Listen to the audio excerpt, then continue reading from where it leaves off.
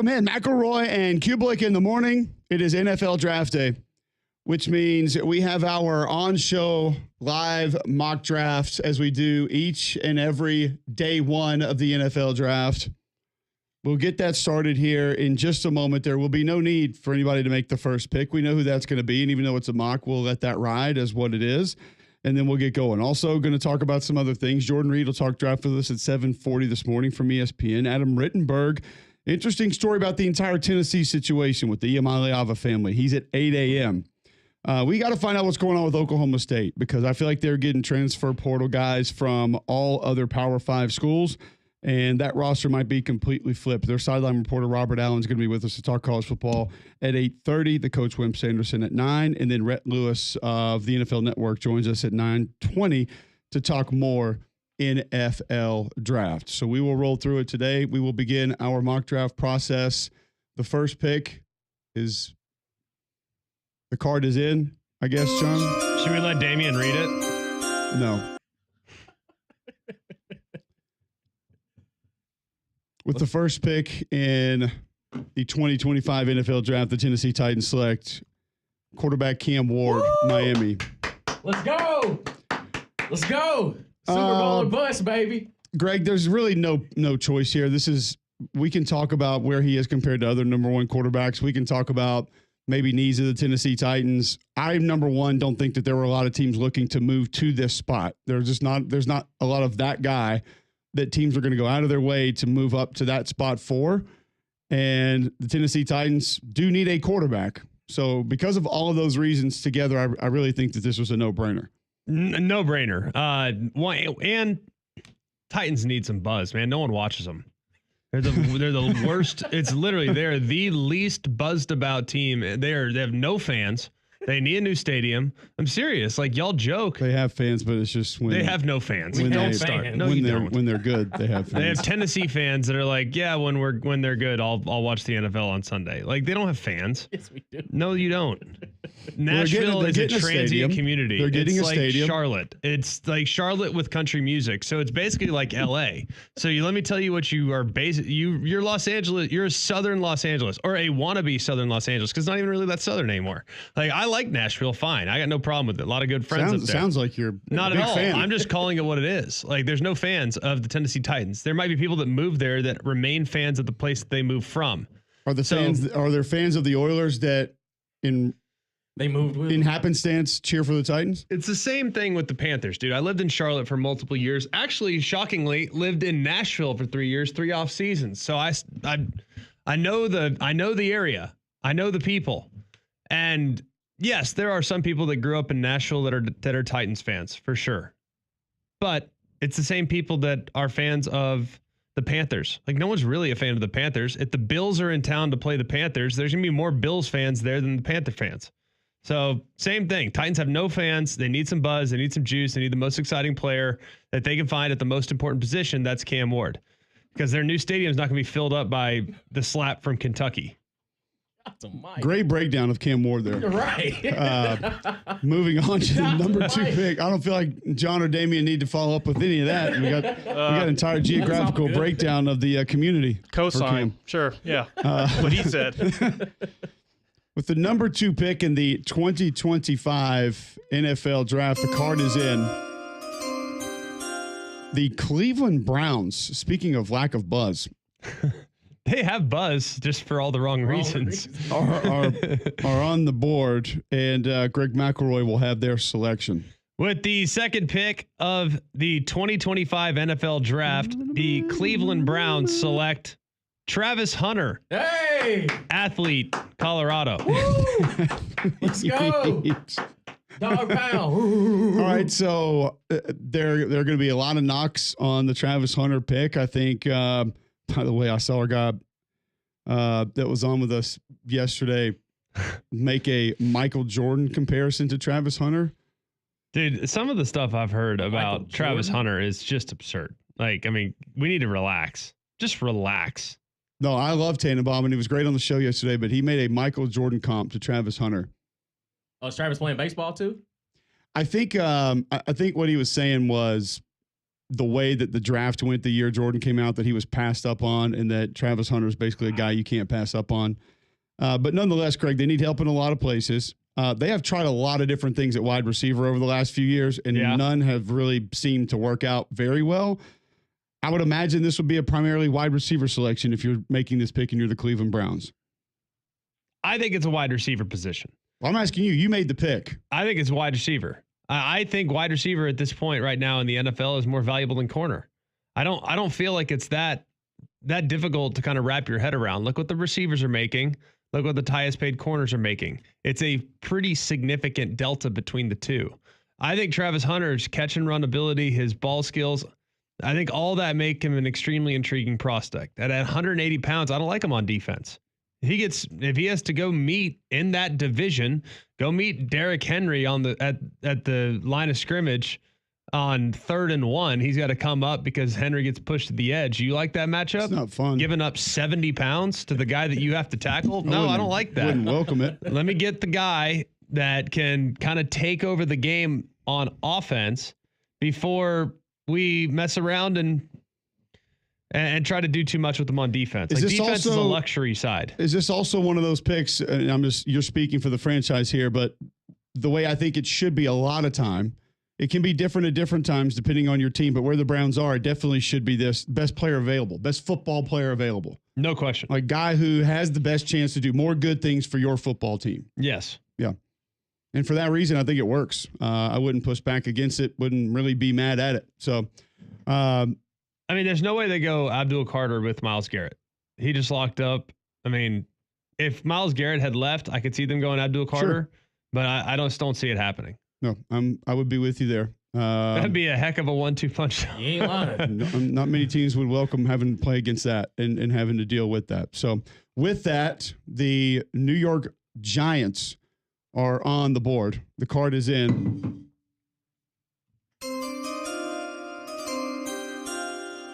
And with that, I will follow up exactly where Greg McElroy went, as I will select for the New York Giants. I do feel like there are multiple options on the board, but Abdul Carter, the best fit for what they need and what they have right there.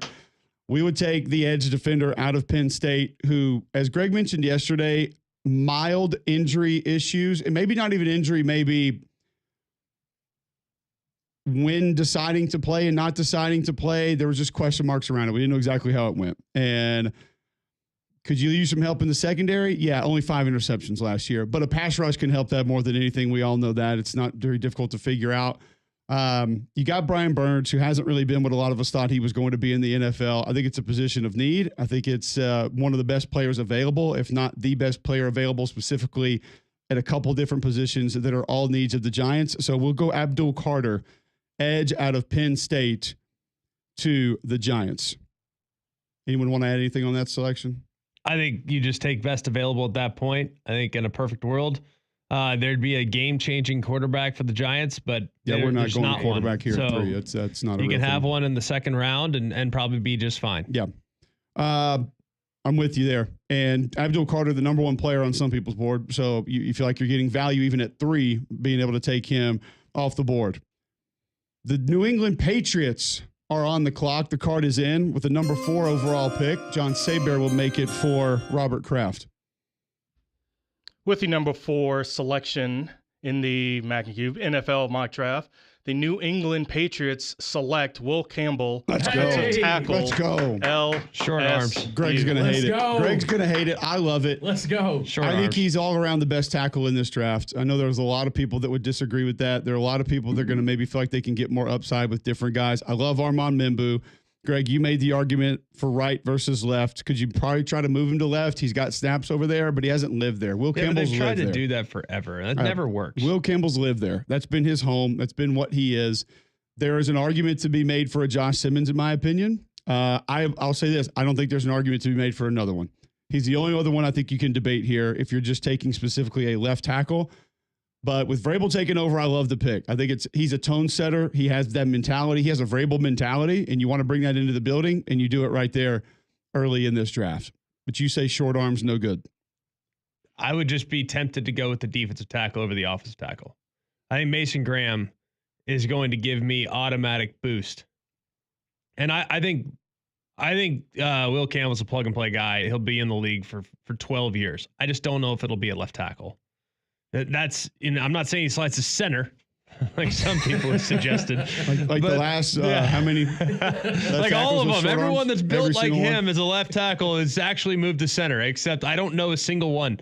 I just don't know if he's athletic enough to be a game-changing capstone figure of the organization. Okay. I think he could slide inside. But guess what? Then you have a left guard taken care of for 12 years. So it's an easy pick to make because it's low risk. But, man, it's a really, really high pick to be spending on a low risk. I'd go Mason Graham, defensive tackle, personally, over Will Campbell because I think Mason Graham can be a game changer. I love Mason Graham. 4 seems like a stretch, but like you said, there are a lot of parts of bringing him into the building that are A+++. With the number 5 pick in the 2025 Mac and Cube mock NFL draft, the Jacksonville Jaguars are on the board. The card is in. Damian Mitchell will be making the pick for Shad Khan, who I assume is on his yacht and unable to make contact with planet Earth. With the number 5 overall pick in the Mac and Cube NFL draft, the Jacksonville Jaguars select Mason Graham, defensive tackle from Michigan. Duval. I'm going to love the pick no matter where it goes because I feel like he's that kind of a player. I've said it before this week when we've talked about him. I think he can anchor. I think he can penetrate and disrupt. I think he can be a multifaceted interior defensive lineman in the NFL, and there's not a ton of guys that are capable of doing that. I think he changes your front. I really do. I think he can be disruptive to the point where you have to really consider what you're going to try to do and how you're going to try to handle him. And then I think he can be a guy too that if he wants to stay close there, he can just kind of be that guy that lets other people run and make plays. The problem, Greg, is I feel like the draft equity the last 5 or 6 years up front on defense for Jacksonville has been out of this world. Yeah. And at some point in time, you got to go try to get a playmaker somewhere else to help you, specifically on offense, in my opinion. That's why I think this pick will ultimately be Ashton Genty. I just think the odds markets are kind of dictating that right now. Doesn't mean that's a lock. We've seen smoke screens like that in the past. I think he's a generational running back. I could also get on board with the Tyler Warren right here because I think Tyler Warren is he's got the right makeup, the right mentality to go and help what is a running game that's not necessarily in need of a huge boost, but a playmaker with some versatility would be valuable here as well. So I think Trevor Lawrence, you got to find out. Like, I know he's still got a bunch of time left. He's got a fresh contract, probably a year old, I believe is what it was. But we don't know for sure if he's that dude. So, like, we won't know until we really surround him with great game-changing talent. And with all due respect to Evan Ingram, I don't know if that's that guy. So I would just like to see his personnel around him get a little better so we can get a better eval of him long-term. But I'm never going to be mad at taking a defensive tackle. Could you maybe see a stretch on a Matthew Golden here for Jacksonville? No. Too high? Early. Yeah. You did go Brian Thomas last year, which I feel like you got good value on where you were able to get him and what he's still going to be capable Kind of. of a one-trick pony, though. He's a deep threat, which is fine. Guess what? That's a heck of a trick to have. I'd rather have a deep threat that can go up and get the ball over somebody than the punt returner they took from LSU a couple of years ago and thought he was going to come in and be a DJ Chark. I mean, you thought he was going to come in and be a number 1 receiver, and he's not.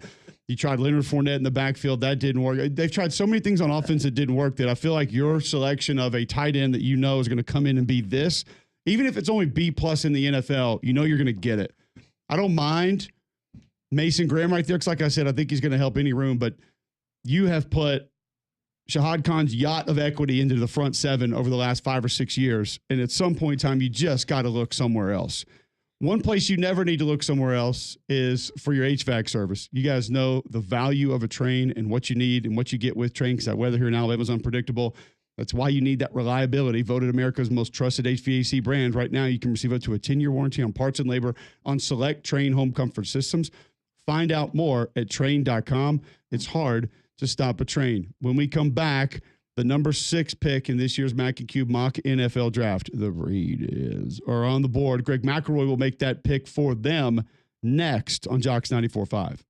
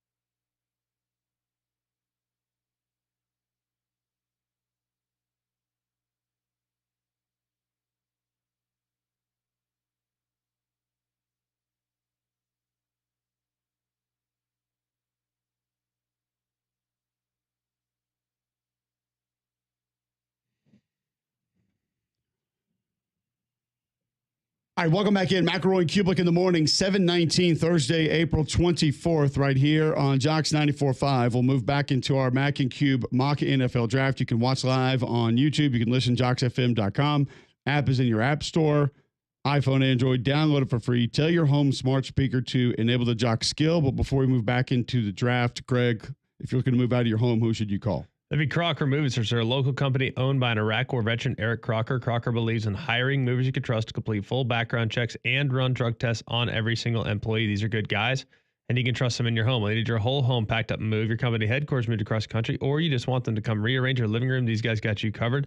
They also do deliveries for furniture that you've purchased and need to get to your home. So call or visit them online today for a free quote. The website is crockermovingservices.com. That's crockermovingservices.com. Support your veterans by choosing Crocker Moving Services for your next move. Okay, back into our 2025 Mac and Cube mock NFL draft. The Las Vegas Raiders are on the board. The card is in. Greg McElroy will be making the selection at 6. Greg, where do the Raiders go? With the sixth pick of the 2025 NFL draft, the Las Vegas Raiders select Ashton Genty, running back. Let's go. Boise State. I think he's going to pick earlier, but I think if you're looking for that guy, last year you take Brock Bowers. Pound for pound, as good as there was available in the entire draft. And that obviously proved to be true with how it quickly translated in the NFL. Oh, he's not tall enough. Oh, he's not an inline blocker. Like, who cares? The guy you can't stop him.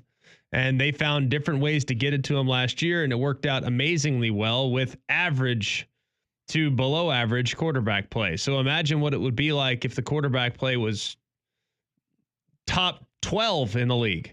And that's not a slight towards Gardner Minshew or Aiden O'Connell or anybody. They're just limited. Right. Now you go, and I think you make a case for taking maybe the top guy in the draft at his position for sure. But I'm not sure Ashton Genty is taking a backseat to anybody as far as what he might be able to produce. The guy was a one-man wrecking crew at Boise and did it, by the way, against Oregon, did it against Penn State. Penn State bottled him up better than most. But if you look at his offensive line, passing attack, it wasn't good. He kind of did it all himself. So I don't think you can bring the guy down. I think he's that good, and I think he's going to be that big of a problem for all the teams in the AFC West. All right, so anybody feel any different about that? Is that too high for Ashton Genty? I think that's what most people are going to say is just running back value at the number 6 pick. But I do think he brings a lot to the table, and there are other pieces on that offense that you need to make their life a little bit easier, and he obviously is going to be able to do that. The New York Jets. Would you be tempted to go tackle? I think you could have a comparable pick later if you were the Raiders. Okay. If you're thinking about tackle, you have the 37th overall pick, which is the 5th pick in the second round. I think you can get a guy that's not. Mimbu on the board is tempting. Correct. Simmons on the board, tempting. No Banks. I think he's a step down from those two, and include Will Campbell, those three, especially as far as being plug and play. But I might take my chances in the second round and go with another offensive weapon to be able to help there. Like we said, I mean, you and I have talked about it.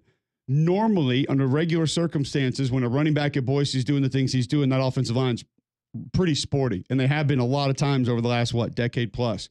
This offensive line was not that good.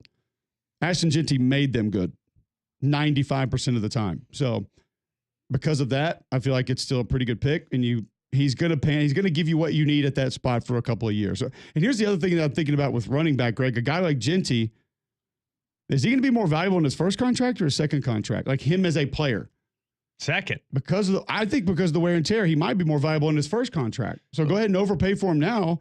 And then if the miles catch up to him and he falls off a little bit, you got your money in. I don't know if I agree with that completely, because I don't know what the slot is because Saquon's making what, 20 a year?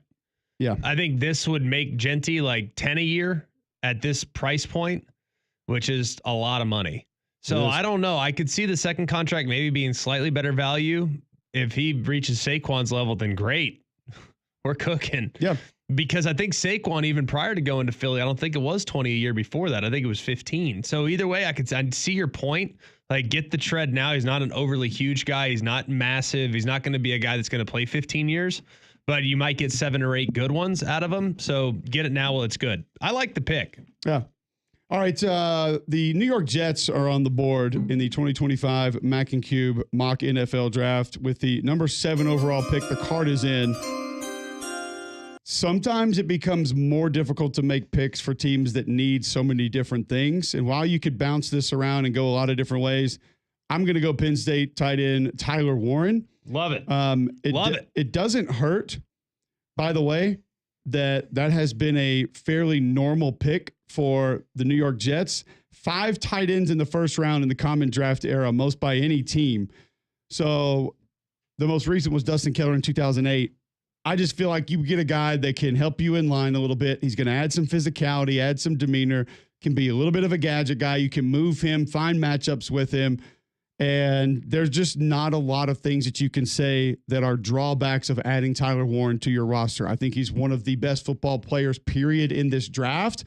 And for the Jets to be able to get him with the new regime taking over and be able to use him a lot of different ways, you get a ton of value for most likely Justin Fields as your quarterback. And he's going to need the help based on what we've seen from him in the NFL prior. Wow. So tell me I'm wrong. I think this is total FOMO pick. Last year, the Jets were in position to draft Brock Bowers. It was done. It was that they had him. They were going to take him. They decided at the last minute to not do that. They thought they had enough quarterback play with Aaron Rodgers and the weapons that they've provided Aaron Rodgers to be able to overcome what was an absence of a proven or capable tight end. Let's get protection. Let's go in that direction. And it's fallen flat. They've rolled the dice on upside tackles for a million years. Mekhi Becton. Like, I think about all these guys. Like, they've just had terrible picks when they've projected along the offensive line. Take the guy that you missed out on last year. You are blessed to have the opportunity to make up for a missed opportunity last year. Take Tyler Warren. It's done. Call it a day. Now, I know it's not necessarily, he might not be as good as Brock Bowers. He probably won't be, but I don't care. Take the tight end, take the versatile weapon that's going to play 15 years and be a huge problem for a lot of people. You went with Fashanu out of Penn State with the first round pick last year. You went Joe Tippmann, Carter Warren, 2nd and 4th the previous year. Then you go back to 2021. You drafted Alja Vera Tucker in the first round with the 14th overall selection. So that position has not worked out well. Like you said, you've had a lot of misses. Go somewhere else that's going to be able to come in and help your football team. DeBrickashaw Ferguson, probably the last one that worked out at that spot, maybe. Well, Mangold and DeBrickashaw, I think, were in the same draft. They were. So those that two was both were 2006. Wow. Ferguson at 4, Mangold at 29 overall. Not bad. And that was a pretty good first round there. Yeah, not the bad. New York Jets. Solid.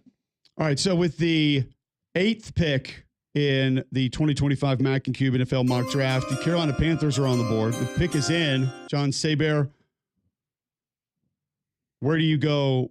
I'm sorry. Yeah, John Saber's got the pick for the Panthers. Where are we heading? No fans. No fans. Yeah, the original no what fans. What is Charlotte the equivalent to out west? If San Jose. San Jose is actually really nice. So is Charlotte. Went to a couple of Charlotte's great. Just nobody's that lives there is from there. Couple sales meetings there back in the day. Yeah, it's great. It's a nice place. No one's ripping on the city. It's ripping on the fact that it's transient. Okay, John. This is very, very tough for me because one, having to pick against the team, but also. Do you want to trade with Damian right here and go 9th? You take 9th. No. Why don't we do that? No. Why don't we? And then you can take this. You can pick for the Saints. No, because the Panthers really need this, and it really stinks because the Saints need it. But with the 8th pick, because they were the worst team in all of defense, he's sitting right there. The Panthers are taking Jalen Walker. Hey. Did Panthers bark? He was a Georgia Bulldog. I don't think you can go wrong with Jalen Walker in this draft. It is going to depend on how you want to use him. But I think you get a guy that can help your defense in multiple ways. The defense obviously needs help. There's a lot of portions of the team that need help. So it's hard to really pinpoint one thing that you need to bring in right now. But versatility probably key, Greg. So I would not hate the pick there. I just think he's a game wrecker. You know what I mean? Yep. Like, I don't really care. I hate that he's a tweener because he is a bit of a tweener. And we have seen so many tweeners fail. You know what I mean? But I just don't. I think he's too violent to fail. Like, I don't care what the circumstances are. He's going to find a way to get the job done. I just have that type of belief, and I think that it's a good pick. I don't think he's great from an instinct standpoint, but if you want him to just go blow things up, love it. Yep, I'm with you there. Plus, he gets a pass rush. And to be able to offer up those services with maybe an unknown ability around it with how you line him up, I think brings a ton of value as well. Okay, with the 9th overall pick in the 2025 Mac and Cube mock NFL draft, the New Orleans Saints are on the board. The pick is in. Commissioner has the card. Damian Mitchell will make the selection. Damian, who are the Saints going to go with at 9? With the 9th overall pick, the New Orleans Saints take Armand Membu, Missouri. Not going to hate it. Doesn't matter when it happens. Doesn't matter who it is for me, Greg. He's a mauler. He adds physicality. I do agree with you to your right tackle point, but let's think about it from this perspective. If that's where the Saints want to go, how much further down would you actually be getting value for drafting another right tackle in this draft? You're going to have to go way down the list. So get it while it's good, and I do think you get it good there if you're the New Orleans Saints. Yeah, I don't. And they've gone after the interior offensive line for the last couple of years. They've solidified that part of it. It's about time for them to go tackle, especially with Ramczyk retiring. Yeah. I don't have a problem. I'm not going to tell anybody what to think about Armand Membu. You love him. You've been loving him for years. I got no problem with it at all. Saints just have a lot of needs. It's fair. You know what I mean? I'd love for them to have the opportunity to go defense. I just don't know who you can pull the trigger on at this point. John, would you like that one as a Saints fan? Yeah, it's fine. The way this is playing out, the pick was either Membu or Walker. Yeah. So whatever the Panthers take, you take the other. Okay. Yeah. All right. When we come back, we'll get to pick 10. The Chicago Bears will be on the board when we return. Speaking of a lot of needs. And if you're a Bears fan, you may be really disappointed of what just came off the board right there, thinking for a moment that it may actually fall to you, because Chicago would be thrilled to have Armand Membu fall to them at 10, but don't know exactly if that's where they're going to want to go. You should go to Royal if you're looking for a new vehicle. If you're shopping for a new ride, spring savings event is on at Royal Automotive. My friends at Royal want to help you experience how car buying should be. 4 Royal-owned dealerships, 1 location, selection and savings unmatched. Get up to $10,250 off select 2025 GMC Sierra models. Volkswagen Deal Days is on. You can check them out now at Royal Automotive. Also, the Volvo SUV lineup of XC40, XC60, XC90 models, all available in one place. That's because Royal Buick GMC, Royal Volkswagen, Royal Automart, and Volvo Cars of Vestavia Hills are all at the corner of I-65 and Highway 31 in Vestavia, and online at royalautomotive.net. Make Royal your first and last stop in car shopping, and remember, for every ride, there's Royal. We continue our mock draft after this on Jocks 94.5.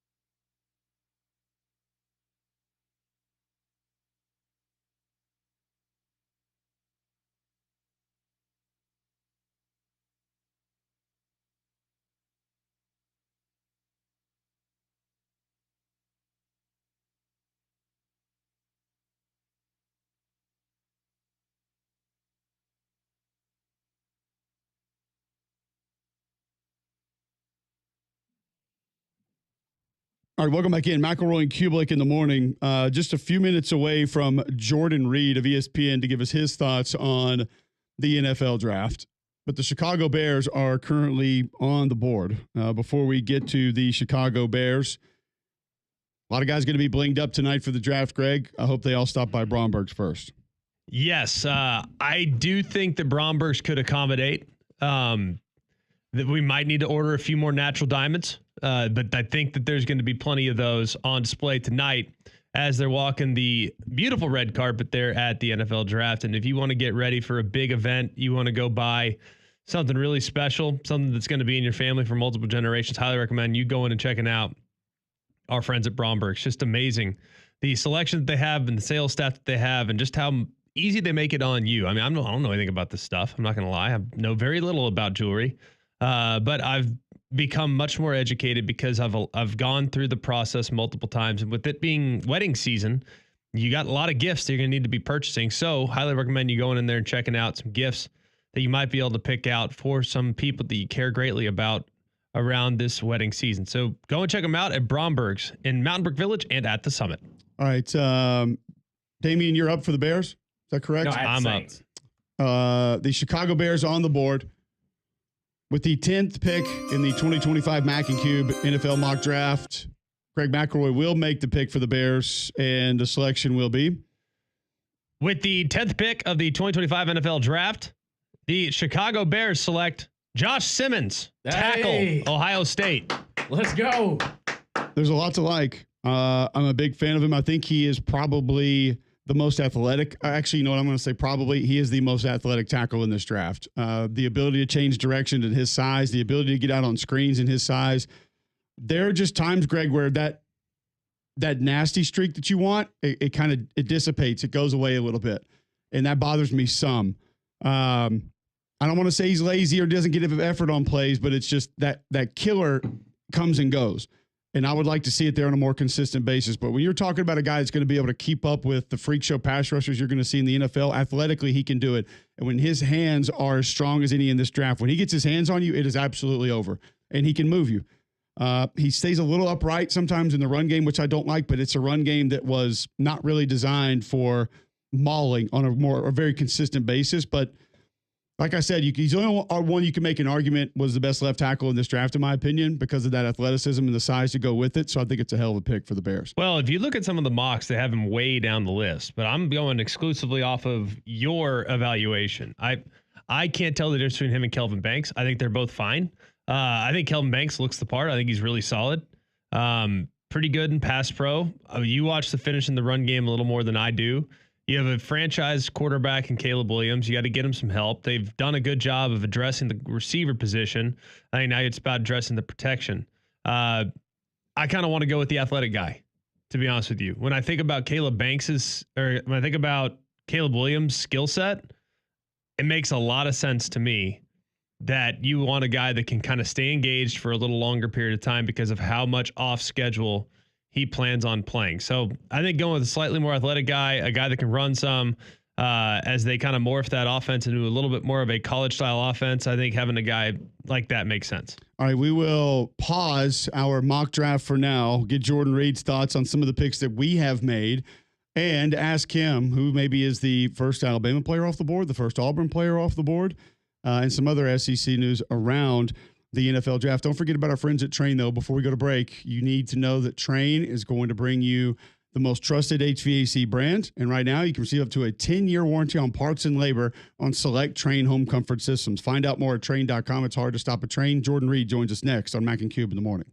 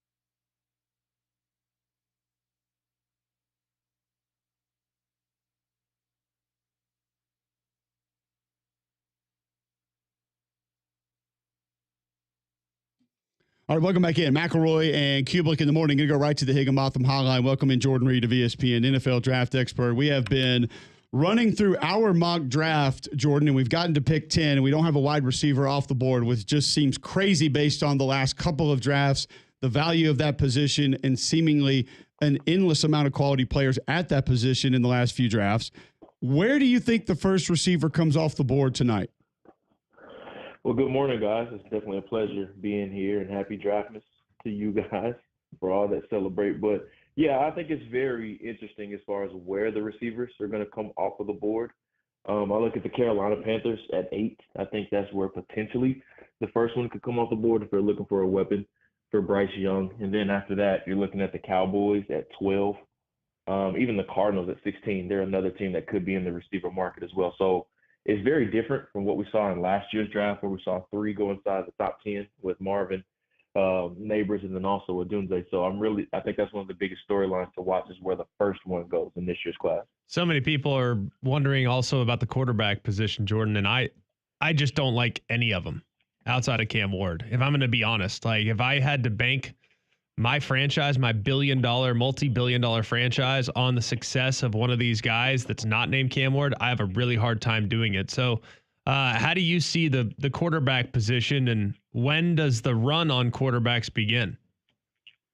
Yeah, I'm right there with you, Greg. There's a lot of guys that you like, but Cam Ward is really the only one that you love in this year's class. And there's an old saying that if you don't love a quarterback in the first round, you definitely shouldn't take them, especially with the high round pick. But with the quarterback class, I think once again it's going to be really interesting where these guys come off of the board. I think it's a foregone conclusion that Cam goes number 1 overall to Tennessee. But after that, I think that's where things get really interesting. You could look at the Saints at number 9 overall. I think they could be in the quarterback market, but I think they may look to continue to build up the trenches. And then after that, there really isn't a clear landing spot for a quarterback really until the Pittsburgh Steelers at number 21 overall. They have to somehow, some way come out of this draft with a quarterback. So that's another landing spot. But then after that, you're looking at possibly Cleveland or the Giants trading back up into the first round to get one of these guys, whether it's the Jackson Dart or Jalen Milroe. So that's the thing. Everyone's got Shedeur Sanders penciled in to the Steelers at 21, but I've been around that organization, have played him 4 times or 5 times. I mean, a lot. I've seen the Steelers a lot. He's not their type of player. Like, it's just, he does not fit the Pittsburgh Steeler culture. Now, I think talent supersedes culture for sure. But do you think that's an actual landing spot possibility for Shedeur? Yeah, I think it's just because of the need, honestly, Greg. They need a quarterback. Their starter right now, penciled in starter, is Mason Rudolph. So they obviously have to get a quarterback there. But I'm with you. I've always said I thought that Jalen Milroe would be a better fit for them there as far as like when we think of historically and then culture-wise, what the Steelers have been preaching and the types of players that they have had under center, those big, strong-arm quarterbacks that can play in those types of elements in the AFC North. That really isn't Shedeur Sanders' wheelhouse. That's more so of Jalen Milroe. But with them not having a second-round pick, I think that makes things really interesting just because that was the soft landing spot that I predicted prior to the DK Metcalf trade. We're visiting with Jordan Reed of ESPN, the NFL draft expert. Talking SEC players, specifically dialing on Alabama players. You mentioned Jalen Milroe, but there's a very good chance that he is not the first Alabama player selected in tonight's draft. I think a lot of folks would be surprised if Jihad Campbell is that player, but it is appearing more and more as we look into it, dive into how this might go, that very well could happen. Do you believe that he is the first Alabama player taken, and how far down will it be before he's off the board? With Milroe, I think he could go in the second round. I think that's where he's going to end up going. But with Jihad Campbell, I still think he's going to be a first-round pick, even with the recent labrum surgery. So there's without question we're going to get an Alabama player in the first round. They have the longest consecutive streak with first-round picks with 16 right now, going back to 2009. So I expect that streak to continue. I look at Atlanta at 15 for Jihad Campbell, or even Tampa Bay at 19. But, another is Tyler Booker. I think he's going to hear his name called tonight at some point, too. I still think it's going to be Tyler Booker. He'd be my first one. I think he'd be the first one. Well, we'll see. Who knows? I think a lot of it depends on the injury, which we can't find out. Jordan, when you look at some of the other, I guess, teams that are in dire straits that need a bunch of different positions and could completely throw a huge wrench into the draft, who do you think that team might be? Because there's always like that one team that's like, whoa, I didn't see that one coming. All of a sudden there's chaos and there's 3 or 4 picks in a row. It's like, I didn't see that one. Nope, didn't see that one. Is there a spot in the draft that you could be kind of expecting a tipping point where things could start to get a little crazy? I think it's at 5 overall with Jacksonville. I think they're the biggest wild card inside of the top 10, outside of New Orleans, of course. But with them having a new general manager, we don't really know what his trends are going to be and what his thinking could be. You've seen Mason Graham projected there. Ashton Jeanty seems to be the new consensus favorite right now. And we've seen some other players projected there at a period in time too. So Jacksonville at 5, I think, is the most interesting pick outside of New Orleans at 9, just because there's so many different ways that they could go. Jordan, what's the max on quarterbacks taken tonight? I'm gonna stay with 2. Honestly, I feel good, obviously, about Cam Ward going, but I think one of Jackson Dart or Shedeur Sanders gets in. I still think Sanders ends up going round 1. I think Dart is more so of an early round 2 guy, in my honest opinion, which is where I haven't projected. So I'm gonna stay strong with 2. It'd be fascinating if for whatever reason it's 1. Just what kind of coverage the draft will receive on Get Up tomorrow. That's look forward to seeing some of the breakdowns there. Finally, for me, Jordan, when I look at this year's draft, I think there's a bunch of players that are painfully underrated that will go on day 2 and potentially day 3. Do you have like a great sleeper that you're super fired up about that you think should be going at least in the 2nd round, but will find their way into the 4th or 5th? Yeah, I mean, there's a lot for me. Jarrett Wilson, the center out of Georgia, is one that I think is criminally underrated. And I know Georgia, they didn't have as good of a year as they were accustomed to, but Jarrett Wilson is somebody that I think is a very good player. He's somebody I think is probably going to end up going in the 2nd round, but I wouldn't be shocked if he hears his name called tonight, honestly. But with him, he's a 21-year-old center. He was an elite tester, really strong at the point of attack. I think he's scheme versatile as a center as well. He can play in the zone scheme. He can overwhelm you in a man-gap power scheme as well. So Jarrett Wilson is another is Omar Norman Lott out of Tennessee. Really interesting case. About 6'2", 290 pounds. He primarily was a DPR, designated pass rusher at Tennessee. He only played 20 or more snaps in 5 of the 13 games this season. So they used him as a bit of a change-up, but we've seen guys get paid like that eventually in the NFL. Milton Williams is a great example. He just got $26 million a year from the Patriots. But Omar Norman Lott, he's that designated pass rusher. I think is probably going to end up going in the 3rd round. That goes on to be a really good player. Outside of Pierce, I think there's a couple of guys on that Tennessee front that are a little bit underrated heading into this draft that could really help NFL teams. Give us the running back past, say, 5th or 6th back on your board that you think is going to end up being a steal. Because Greg and I were running through some of these guys the other day. It's by far the deepest running back class I've ever seen. I don't even think it's close. Yeah. But the fact that you go to some rankings and a guy like Ollie Gordon's outside of the top 20 running backs in this draft is kind of insane based on his production. I mean, hell, I love Montrell Johnson. And, like, there hasn't been a word spoken about him in this draft. And I think he can help teams specifically in a scheme where he just needs to be a grinder. Give us a late running back that maybe sticks out more than some of the others that's not getting a lot of buzz. Yeah, so just speaking on your point about how deep the running back class is, I think we're going to get 30 drafted this year, and that hasn't happened since that Are you serious? 2017 class. Yeah, so there was 30 drafted in 2017, and that was a class that had Fournette, McCaffrey, Dalvin Cook. Derrick Henry. Joe Mixon was in that class. No, I don't think Henry was in that class. But this class is the most loaded since that 2017 class, and I think we're going to get 30. But the name that I do want to mention that's one of my favorite, regardless of position, is Brashard Smith out of SMU. I am a huge fan. He's a dude. He started off his career as a receiver at Miami and then transitioned to running back with Lashley. And, I mean, he absolutely exploded in that offense. So he's a great kick and punt returner as well. So he has so many different feathers in his cap, and I think he's going to be a really good player. Probably ends up going in the 4th or 5th round, but it wouldn't surprise me if he goes on to be one of the more productive players in this class. It's crazy that he was able to just transition from running back to receiver in one spring practice. receiver to running back in one spring practice, and to be that good running the football is pretty amazing. No doubt. Jordan, is there I feel like there's a lot of, I don't want to call them tweeners because I think they could be really good players, but just guys that I feel like it's easy to be uncertain about. Is he an impact day one guy right now, or is he going to maybe have a little bit of a struggle to transition of where he should come off the board? Who's the most maybe confusing prospect for you, first, second round, that you can see, man, there's days that you like him in the top 15. There's days you like him in the middle of the second or late second. Well, one for me, he's been a bit up and down in the process, is Deion Walker out of Kentucky. I'm honestly not sure when he's going to hear his name called. I've heard some people that like him, second round. Some people have him graded third round, and some people that wouldn't touch him until day 3. But coming into the year, he was viewed as a top 20 guy, but things just didn't work out for him this year. I mean, massive human being, 6'7" and 3/8, 331 pounds.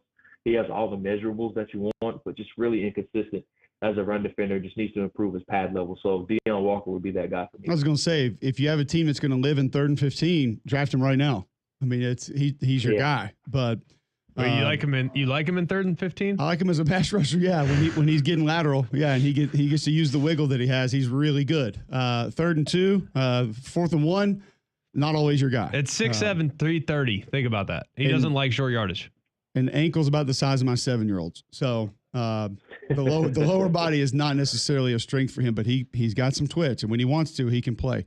Jordan, we appreciate the time, man. Great stuff this morning. Thanks for hopping on. I know you're super busy, but we value your insight, and thanks for sharing it with us today. No problem. Thanks, guys. Always a pleasure. All right, Jordan Reed with ESPN joining us on the Higginbotham Hotline. You deserve solutions that are built for you. Higginbotham is your one-source solution for insurance, financial, and HR services. 2017 draft, as far as running backs, Fournette, McCaffrey was mentioned. How about Dalvin Cook? Not bad. Pretty good. Joe Mixon, Alvin Kamara, pretty decent career there. Kareem Hunt, Deonta Foreman, James Conner, Samaje Perine, Tariq Cohen. Donnell Pumphrey in that draft. Jamal Williams. I love Jamal Williams coming out of BYU. Marlon Mack, Brian Hill, TJ Logan, Aaron Jones was in that draft. So there was a lot of production with, and then there were some guys that Matthew Days, Brandon Wilson, that maybe D'Angelo Henderson didn't do as much as we kind of thought they would. Ooh. Elijah McGuire even drafted in the era out of Louisiana. He got some good run with San Francisco for a little bit, kind of filling in. So 30 running backs potentially draft. And I can see it because I think there are 30 guys capable of playing in the NFL at that position in this draft. Yeah, you wouldn't find any pushback from me on that. Yeah, when you start talking about the bottom of the list with Phil Maffa, Rocket Sanders, Donovan Edwards, Corey Kiner, Ulysses Bentley, those are guys that can play in the NFL. Mm-hmm. And it doesn't mean they have to be second-round picks. We've seen guys go undrafted that were great players. Yep. I mean, who was the guy for the Texans forever out of Tennessee? Remember him? Arian Foster. Really good NFL running back. Really good NFL running back, undrafted. Like that's good. That could happen with this draft. It's that deep. There's so many good players. Well, it happens every year in the NFL. When we come back, Adam Rittenberg with help. Story on the fallout between the Iamaleava family and Tennessee. We'll discuss it with him next on Jocks 94.5.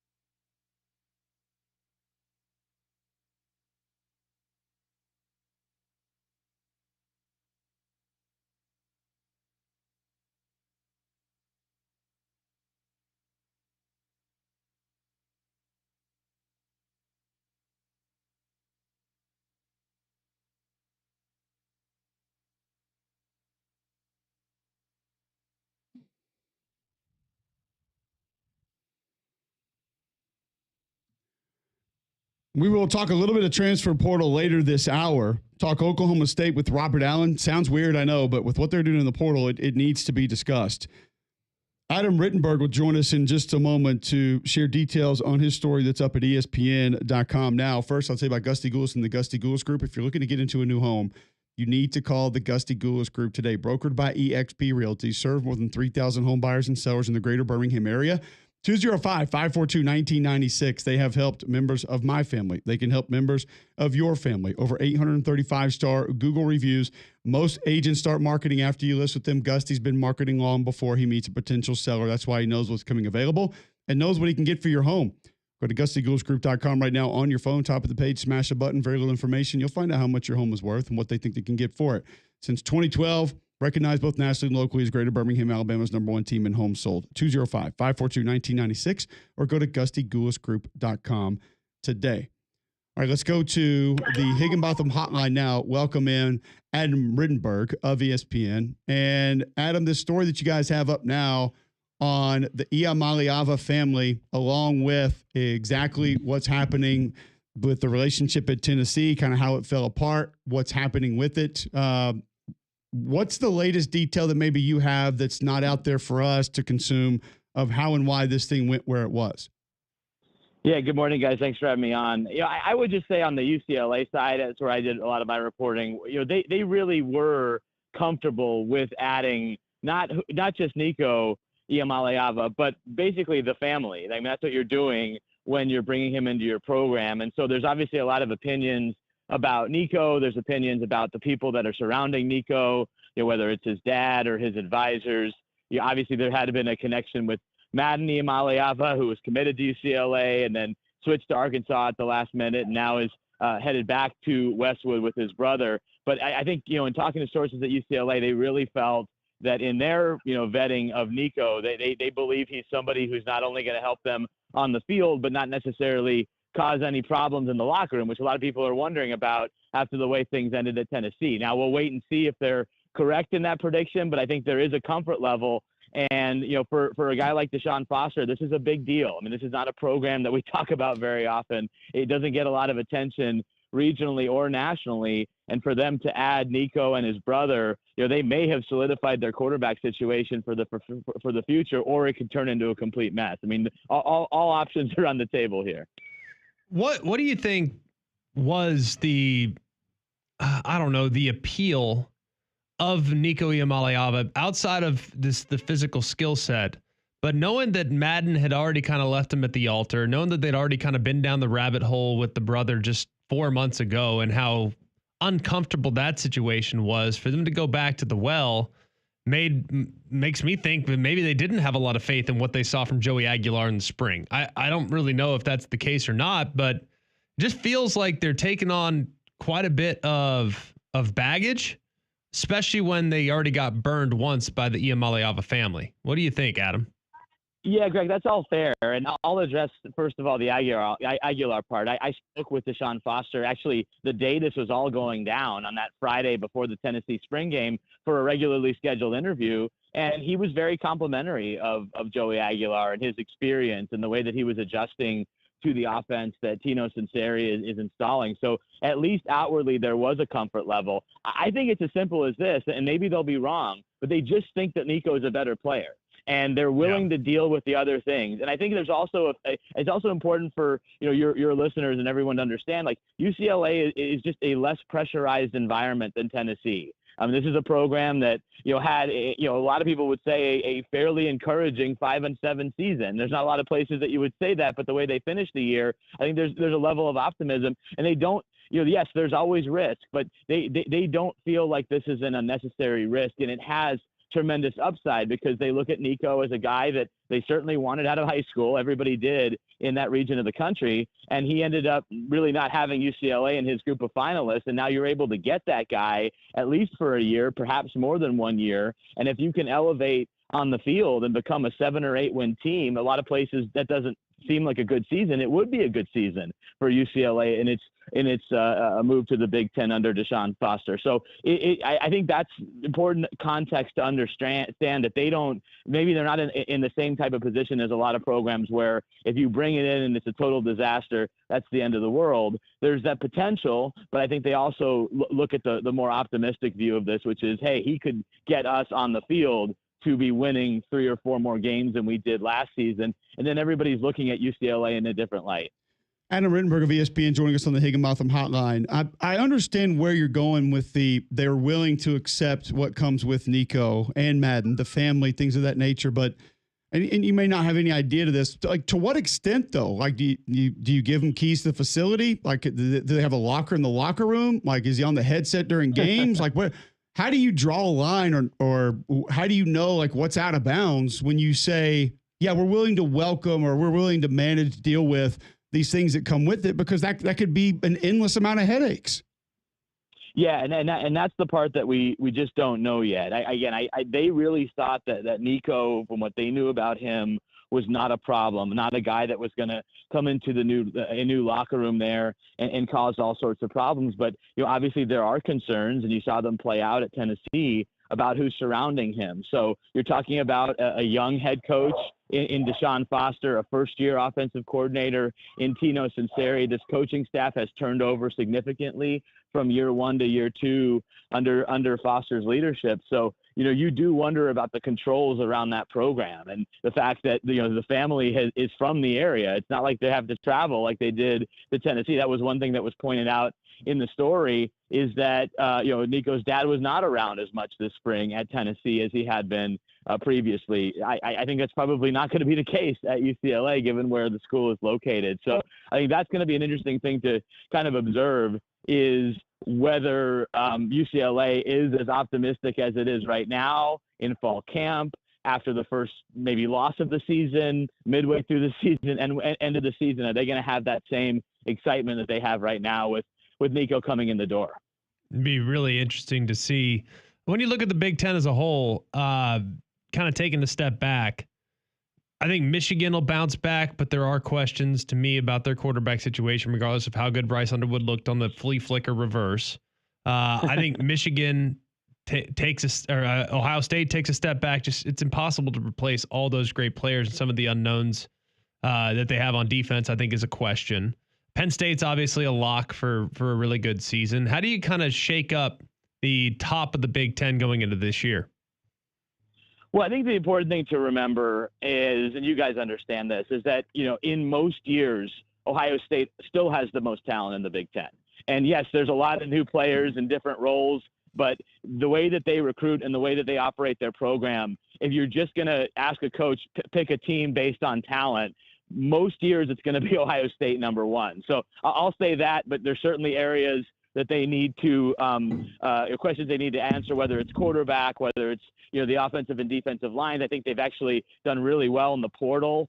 They picked up another defensive end last night who I think can help them as they replenish that pass rush. But this is Penn State's year. I mean, this really feels like the moment that James Franklin has been waiting for, nearly a decade removed from his only Big Ten title, but coming off of a college football playoff semifinal appearance, a game that a lot of people thought they should have won. I was with actually Marcus Freeman yesterday at Notre Dame and talking about the personnel, and he was really impressed with not only guys like Abdul Carter, but Danny Dennis Sutton, some of the players that will be coming back to Penn State this year. And then you look at Oregon. It's like we forget that Oregon was the team that went undefeated last year and were number 1 seed in the playoff, and they have a very strong roster that's returning. So I think those 3 teams, Michigan, I have my doubts. I just don't think that from an offensive line standpoint, they're where they have been. And we know defensive line, it's going to look different. You're losing 2 likely first-round draft picks at the tackle spots.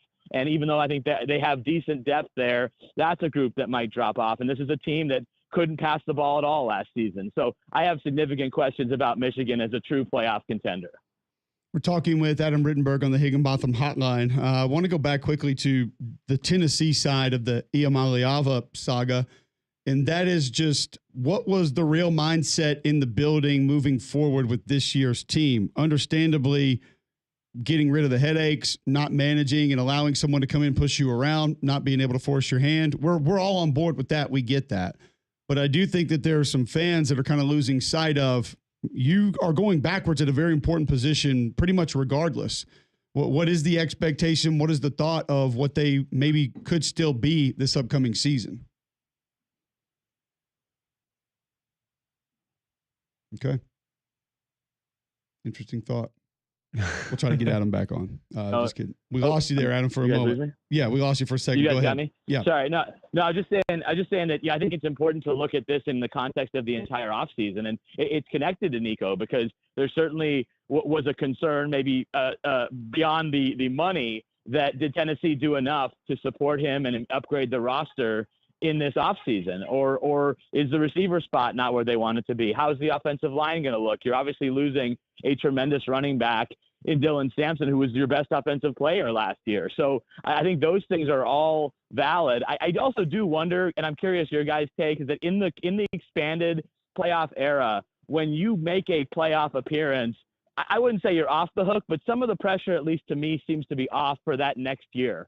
You know, whether it's Josh Heupel at Tennessee, I was just around Marcus Freeman at Notre Dame, and they're obviously pushing for another playoff appearance, but they just made the national title game. Tennessee just made the playoffs. So if they have a mini step back, is it the end of the world before they get their quarterback situation in order after this disruption? Maybe it's not. But I think it's certainly fair to question whether this has been a bad offseason for Tennessee. I don't know about bad offseason, but I do think it's worth questioning exactly where you're going to be. And Greg and I have said, like, if you're the Tennessee fans that are cheering this and rooting for this, you also have to have a little bit more of an open mind now of this might not be going the direction we thought it was going to go this upcoming season. Maybe a few more bumps in the road. Yeah, without a doubt. I mean, again, I think one thing that you do know, though, is that your quarterback in Joey Aguilar, I would imagine he is going to be ultra motivated. After going to UCLA, he finally gets to a Power 4 program after 2 pretty good seasons at App State.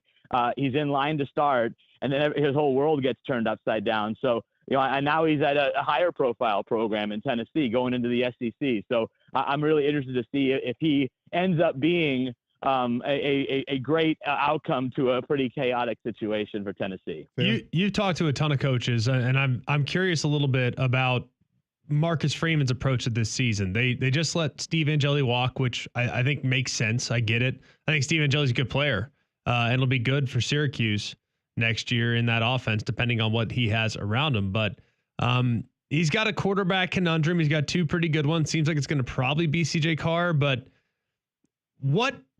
how close is Notre Dame to being in this situation every year to where they're competing for championships and maybe even getting over the hump and not just getting to the dance? Yeah, I think they're getting closer and closer. If you follow their recent recruiting, that's encouraging. And I think about a position like this. I was speaking with Marcus and Mike Denbrock, the offensive coordinator, about the offensive line, which has been a signature position group for Notre Dame, as you guys know, as Cole knows, for years and years.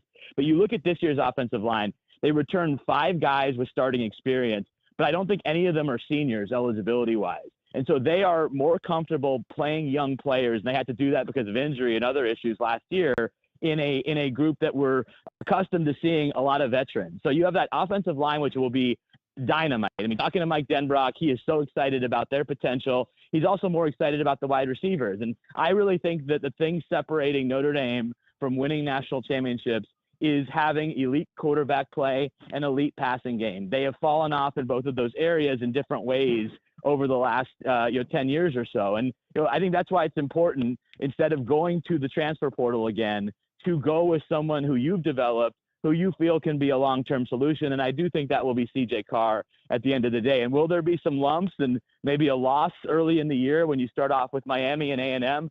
Certainly possible. But I think they're now thinking long-term what this could be and how good this team could be at the end of the year and how good this team can be for the next few seasons with recruiting on the upswing. Absolutely. Great stuff, Adam. Thanks for hopping on. Thanks for filling us in, and I look forward to catching up with you again soon. You bet, guys. Thanks for having me. All right, there you go. Adam Rittenberg of ESPN. That article up now at ESPN.com discussing the tumultuous end to the relationship with the Iamaleava family and Tennessee, and then what's it going to look like moving ahead at UCLA. Did you find that as interesting as I did, Greg, that there's this mindset around the UCLA program of accepting the family for what it is? Yeah. as strange as that is, it does kind of seem like they're just not in a position of strength. UCLA's not. Like, they can't sit there and say, hey, you can't do this.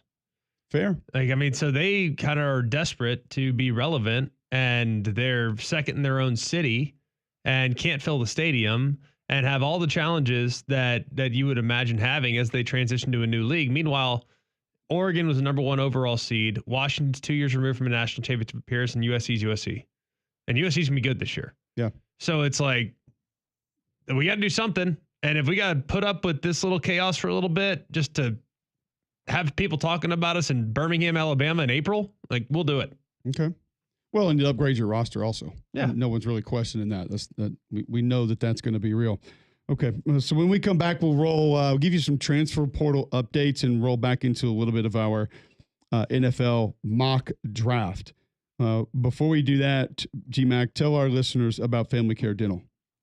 Well, Family Care Dental is the urgent care office you can be seen the same day in several locations to make it easy on you. Hoover, Fultondale, Homewood, Alabaster, and now open in Trussville. Go and see Family Care Dental today. They'll get you in on Fridays and Saturdays, and they are going to make scheduling a whole lot easier for you and your family. Patients of all ages are accepted. Most insurance plans are accepted. And like I said, they can see you on the weekends. So call them today at 874-9605. That's Family Care Dental, 874-9605. All right. When we come back, more of our Mac and Q 2025 NFL mock draft next on Jocks 94.5.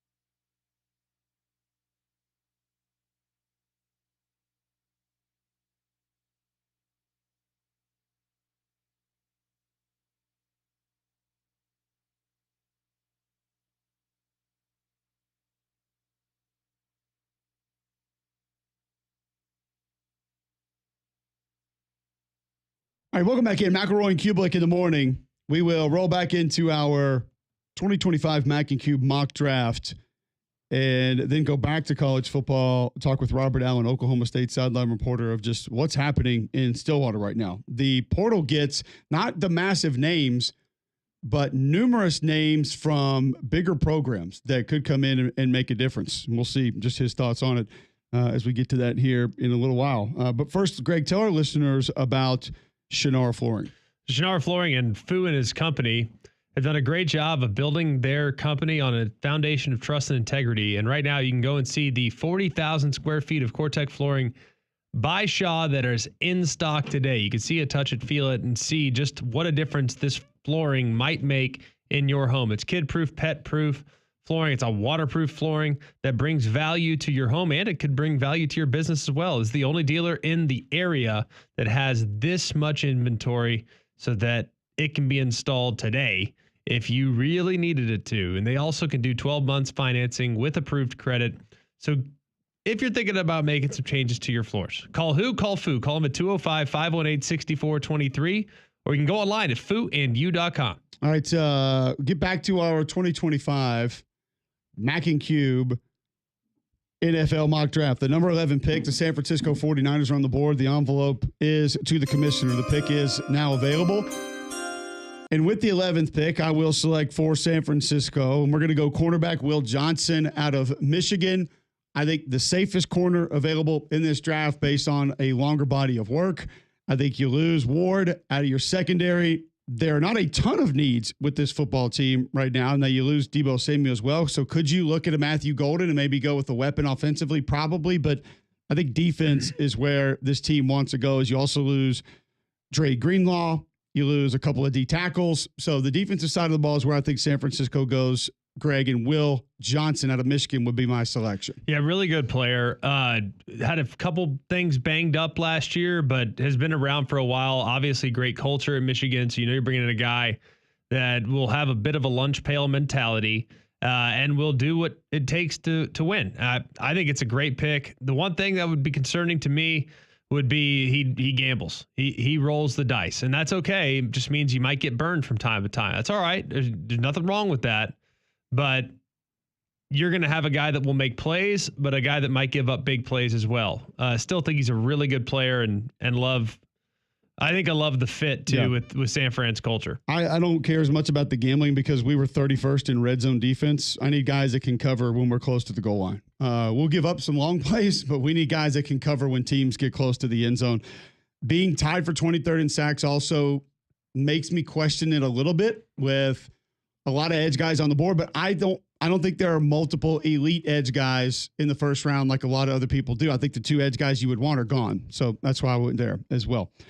The Dallas Cowboys are next on the board in our 2025 Mac and Cube NFL mock draft. And with the 12th overall pick, John Saber will take it for Jerry. This is kind of tough because the obvious pick is the wide receiver out of Arizona. And if Jerry's making the pick, I think that's what they do. However, they need offensive tackle help, and Kelvin Banks has kind of fallen. I think they go Kelvin Banks if he's available. Okay. Kelvin Banks is the pick, Greg. You are a diehard Cowboys fan. Mm-hmm. Yep, my whole life. Your thoughts on the selection for Jerry Jones if that's the direction that it goes? I just don't think it's going to be the direction Jerry goes. Like, I think Jerry goes for Flash. Yes, Flash, unless they're at the end of the first round. They're at the end of the first round. They always take like a great pick at center or guard, but if they're up there this high and there hasn't been a receiver off the board, you have a chance to get the best receiver in the draft, arguably. I think he can't help but take a Golden, a Tetro McMillan, or someone like that. I know they have the other guy locked up. They're in good shape with CD Lamb. But wouldn't that be the reason to go McMillan here if you were going to go receiver? Is because you do have CD Lamb as being able to operate as that guy, and now you go get it down the field, big physical red zone threat. Well, he's been burned a little bit by the big physical possession guys in the past. Like, he went and gave a king's ransom for Mike Williams. 20 years ago, and Mike Williams never did anything. Like, he was an average player.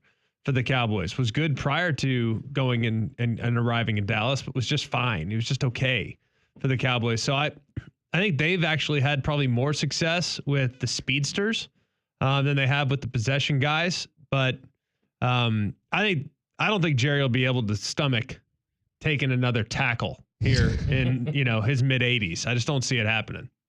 Based on what's left, it would be a good pick for Dallas if you wanted to go with Kelvin Banks there. Heck yeah. He's got the ability to be a longtime NFL starter, and the 2 best tackles already off the board. So if not 3 best tackles, if you're going left, probably it's a little bit different, but I think it would be solid. The Miami Dolphins are up next at 13. The card is in. The pick is on the board. Damian Mitchell will make the selection for the Dolphins. Where do they go? With the 13th pick in the first round of the NFL draft, the Miami Dolphins select Jahdae Barron, cornerback, Texas. It's a need because you're probably losing your best DB as he doesn't feel like he wants to play there anymore. So you go get a guy that has some versatility, that changed positions this offseason, had a lot more success. He's got the attitude. He's got the demeanor, Greg. There are a lot of pluses here, and that it's a position of need. Is probably where Miami does need to go with their first pick. I like Jahdae Barron. I just worry about his length. That's my biggest problem. I don't like 5'11" corners in the first round. That's a concern for me. Doesn't mean he's not a good player, but that is a pretty considerable concern. I'd probably go D-line. If there's one there that you like, I could get on board with that. But I don't know about you. I kind of struggle with a relatively short corner this early in the draft. Yeah, I can understand it. With Will Johnson off the board, who's 6'2", he's one that gives you length. I think it's maybe the best corner available at that point. But there are a couple of spots that I think were intriguing for Miami as to where they might go. But if you're going to go DB, I feel like Barron's the right pick there. Pick 14 is next. The Indianapolis Colts are on the board. The card is in to the commissioner. Greg McElroy will make the selection for the Colts. With the 14th pick of the NFL draft, gosh, this is such a tough one, by the way, but it just feels like an Indianapolis pick. Does it not? With the 14th pick of the 2025 NFL draft, the Indianapolis Colts select Tyler Booker, guard, Alabama. Hey. Well, I lost it. I love it. I know you're about to lose it. You lose Ryan Kelly, you lose Will Freeze. You lost a lot on the interior offensive line, and to bring in what I believe to be a franchise type player at that position. Quentin Nelson, Tyler Booker. Does Cole have a new favorite team? Do we need another play outside duo? Honestly, I might switch to a Colts fan for at least the longevity of those two being in the same lineup. And you lose Ryan Kelly, I don't think it matters who your center is at that point. Yeah. I was really close here to going Colson Loveland. I think that could definitely be a pick here. Pick there. Dallas Clark clone, sort of. Yeah. I mean, but a little more physical. Like I really like Colson Loveland. I do think there's a gap that exists between him and Tyler Warren, but I don't think it's a massive gap. So that would be a close pick here. But I just knowing the Colts kind of mentality and what they prioritize and how they've drafted in the past, I feel like if there's a great, plug and play 8 to 10 year starter sitting there, they always take him. So I feel like Booker will be the pick here. Yeah, and I think it would be a good one. Hell, go get Willie Lampkin in the 6th round, and you got your starting middle 3 right there, because it doesn't matter if he's 5'1". When you have those two, whoever your center is going to be just fine. Okay, we'll take another pause on our 2025 Mac and Cube NFL mock draft. Talk a little bit more college football when we come back. Robert Allen, he is a sideline reporter for Oklahoma State football broadcasts. What they are doing in the portal has not made a ton of noise nationally, but probably needs a little bit more discussion because it is a lot, and it is from places that have proud programs. We'll see just what it means next on Mac and Cube in the morning.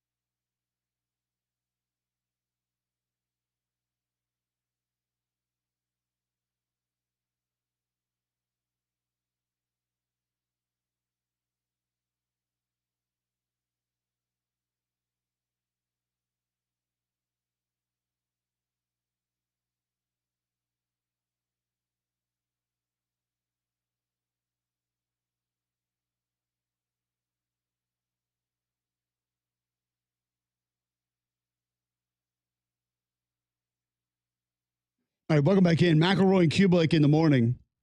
Take another break from our 2025 Mac and Cube mock draft. Talk a little more college football. Robert Allen joining us on the Higginbotham hotline. He does sideline for Oklahoma State football broadcasts. And Robert, we don't talk a ton of Oak State here on the show. I'll be perfectly honest when I mention that, but I continue seeing portal pickups day in, day out, over and over, and from quality programs that people would normally pay attention to. And it might not be the Nico Iamaleava names or Quinshon Judkins or other massive names that are going other places, but feels like guys are going to be able to come in and actually help. How much roster turnover are we looking at for Coach Gundy heading into this season? Well, guys, after the December portal, there were roughly 25 new players that were here for spring. And now in the last 10 days, you've got 9 players that have come out of the portal. A couple of them came out early before the portal opened. They were graduates that were able to go in early, but they picked up several guys. I think Damarian Thomas, the nose tackle at Vanderbilt, is an SEC guy that really was a good player for the Commodores. Now, he's originally out of Tulsa Union. I mean, they're kind of going after guys that fit the profile of wanting to come closer to home. Tajay McCoy is an edge rusher from Colorado that was at Putnam City High School in Oklahoma City and was an all-state player there, just like Thomas was at Tulsa Union. Now, they're also getting some other guys. Wendell Gregory, edge rusher out of South Carolina. He's from Florida. And there's a couple of guys they've targeted that have come in from they're originally from Florida high schools that come from other schools. They've got a linebacker from Louisville. Picked up a safety yesterday from North Carolina. He's out of actually North Carolina. So, yeah, there's some that are out of the geographic region. There's some they've targeted that are coming closer to home to play college football. But I think it's a signal that Mike Gundy kind of reinvented himself again, and he would tell you he's catching up. Oklahoma State spent most of their money recently on guys that were in their program. Ollie Gordon got a big bump last year, and Nick Martin, Colin Oliver, guys you'll be talking about in the draft, probably not in your mock first round, but they're going to go somewhere in the NFL draft. And now Mike Gundy's adjusted that to, you still have to pay your guys some to keep them, but we're going to start spending some money in the portal and getting guys from other places. I've talked to Mike Gundy about this a couple times, and he said we just don't have the money, and he's had to be very adamant about the time he's now spending fundraising and doing things of that nature. Has he kind of increased how much he's doing on the road to generate money for their football team? Yeah, I think he did some of that, and some of that is coming through NIL sources. But I think a lot of what we're seeing right now is based on the revenue share, which if, the NCAA and their attorneys, it's not the NCAA attorneys, it's the NCAA, if they don't follow what Judge Wilkins wanting, and I applaud Judge Wilkins, by the way, she's saying, look, take care of the walk-ons. They don't cost you anything. And and this guys, they're going through this process at Oklahoma State this week. Yeah, I'm glad you wanted to talk about portal arrivals, but there are a lot of portal departures this week, and it's killing Coach Gundy and his staff. I've got a son that works over there that's on staff. And the last thing you want to do is bring a walk-on that's done nothing but bust his butt and do everything you've asked, probably has really good grades, helps your team grade point average, and just wants to play there, doesn't care about any money. And you got to tell them, look, we need you to go somewhere else because we're not going to have room with the 105. And that was one thing in talking to Coach Gundy earlier this week. He warned me, he said, we're going to have a lot of guys leave. And it's because I've told our staff, bring everybody in, be honest with them, tell them where they are on the depth chart. Their spring doesn't end until Saturday, guys. And but the portal ends on Friday. It closes. And so he said, we're not going to hold these guys hostage. We're going to tell them, here's what the deal is. If you want to stay, stay. Here's your chances. But if you feel like, you're worried about making the 105 and you want to find someplace else to go, we're going to let you have the heads up so you can. So, he has a reputation of being a player's coach, and I think that's a true player's move. Now, it's PO'd some people. There's some parents when they get the news that their son has been told you're probably not going to make it. That doesn't make anybody happy, but honestly, it's probably better than finding out the week before the first game that you're out and there's no portal to go into and there's no recourse. So that's the screwed up process we live with now, gentlemen. We heard another college head coach on the show yesterday discussing the unfortunate aspect of it with those walk-ons and how they're going to have to go find another place to play and how hard it was to tell them, it's not going to have room for you. It's not going to be something that's going to be a real thing. The position still of need for this football team, edge feels like it has been solidified, maybe just defense in general, linebacker, safety. What's a spot that maybe hasn't been filled that you're pretty concerned about with this squad? Well, two that I would say right now, they've got a couple of receivers. Christian Fitzpatrick from Marshall he's an elite guy, 6'5", 217, can run. A lot of people remember the catch he had last year against Virginia Tech. They picked up a Division II All-American. They've got another Division II All-American that visited this week. So they probably would like to pick up another receiver. They needed offensive tackle, and that Marcus Samuel that they picked up is probably going to fit the bill there. But now, I don't know if you saw this, Garrett Rangel, who was the most experienced quarterback on the roster, announced yesterday he was going in the portal. And that dropped. They had already told Mailuyaki Smith, who was arguably the fourth quarterback, still a talented kid, but young, because they weren't going to keep four quarterbacks. Now they have two. So they're going to have to go look for a quarterback. And this is a crazy situation. You want to look for somebody that isn't necessarily got to come in and be a starter, because they've got, Haas Haney, the transfer from TCU, and they've got Zane Flores, a very promising player from Nebraska that's redshirt sophomore. But you got to go find a quarterback, because you have to have three. So I would say a quarterback in the portal maybe, and definitely maybe another wide receiver. But they've addressed all the other. Safety was a position, and you said edge, wide receiver, tackle. Those were the four spots I think they were really shopping for.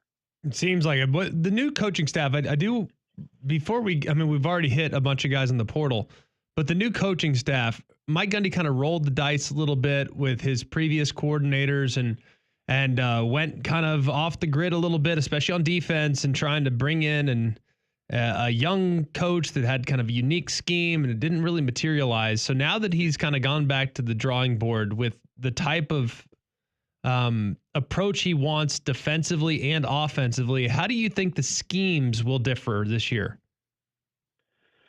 Well, offensively, not much. Doug Meacham was a longtime assistant for Mike, and he also has been well versed in the spread game. That Mike Leach, mainly the spread out of Texas Tech, but he was here with Dana Holgorsen when Dana was the offensive coordinator at Oklahoma State. So Meacham knows the power run, the play action, the spread, and he brings now Stephenville offense. Art Briles and his son perfected down in high school in Texas and then ran in college. And I love that offense, the aspects of it that I think that Doug will bring in. Defense is a definite, definite change. Coach Gundy thought he wanted the three-man front. That's why he brought Brian Nardo in, who's now at Charlotte. And then shortly after Brian got here, he said, no, we got to be a blended defense, odd and even. And what he's brought in is an extremely experienced guy that I think Nick Saban recommended to him in Todd Grantham. So the other reason so many changes with both Meacham and Grantham, he gave them the opportunity to bring in their own guys. Mm-hmm. Before, he's hired a coordinator, said, I've got guys here, you coach with them. Now he went and let them hire their assistants. It's going to be interesting to see. So does that mean the quarterback situation is taken care of, that it's settled? Well, yeah, sort of. I mean, I would say it'd be one of the two guys, or maybe a combination of the two remaining guys. Just what you saying that with Rangel leaving, I didn't know if that meant that they told him you weren't going to be one of the guys, or they knew who the guy was going to be, and that led to him hitting the portal yesterday. I think they told Smith that. I think Garrett Rangel was in the competition. No, he was, and he's the one that has the least time on his clock, and I couldn't tell you why. I mean, those guys know better than I do. They're on the field, they're in the room, but I do not think anybody at Oklahoma State wanted Garrett Rangel to leave. Yeah, right. All right. Well, listen, it's been wild to watch through the portal, Robert. We appreciate you trying to make some sense of it for us, and look forward to catching up with you again soon. All right. Thanks, guys. Thank you very much. There you go. Robert Allen does sideline for Oklahoma State football broadcast. You heard him say Garrett Rangel has gone into the portal. Tyke Andrews, wide receiver, Chase Pinkton, safety, Jordan Owens, tight end, Chauncey Johnson, offensive tackle, all in the portal. However, you look at the flip side of that, Eric Fletcher, ECU DB with experience, DeAndre Boykins, safety from North Carolina, Darius Thomas, linebacker from Louisville, is going to be joining them. Demarion Thomas, defensive lineman from Vanderbilt, who we heard referenced there, is going to come in. Tajay McCoy, edge defender from Colorado. Wendell Gregory, edge from South Carolina. Markel Samuel, tackle from App State. Christian Fitzpatrick, wide receiver from Marshall, all coming in to this roster. You also get Freddie Brock, running back from Georgia State, and Cameron Ashbire, a 6'4", 185-pound wide receiver from Emory and Henry. Familiar? No. Access to the tape? Maybe. 6'4", though. Need a conference. 6'4", doesn't matter. I'm just saying I don't even know what conference to look up. Independence. John, you've seen the tape on Emory and Henry? Let's see. I went to Emory for a little while, and I got a dude named Henry, so yeah, that counts, right? But that's close as I get. Got to be it, yeah. Oh, wow.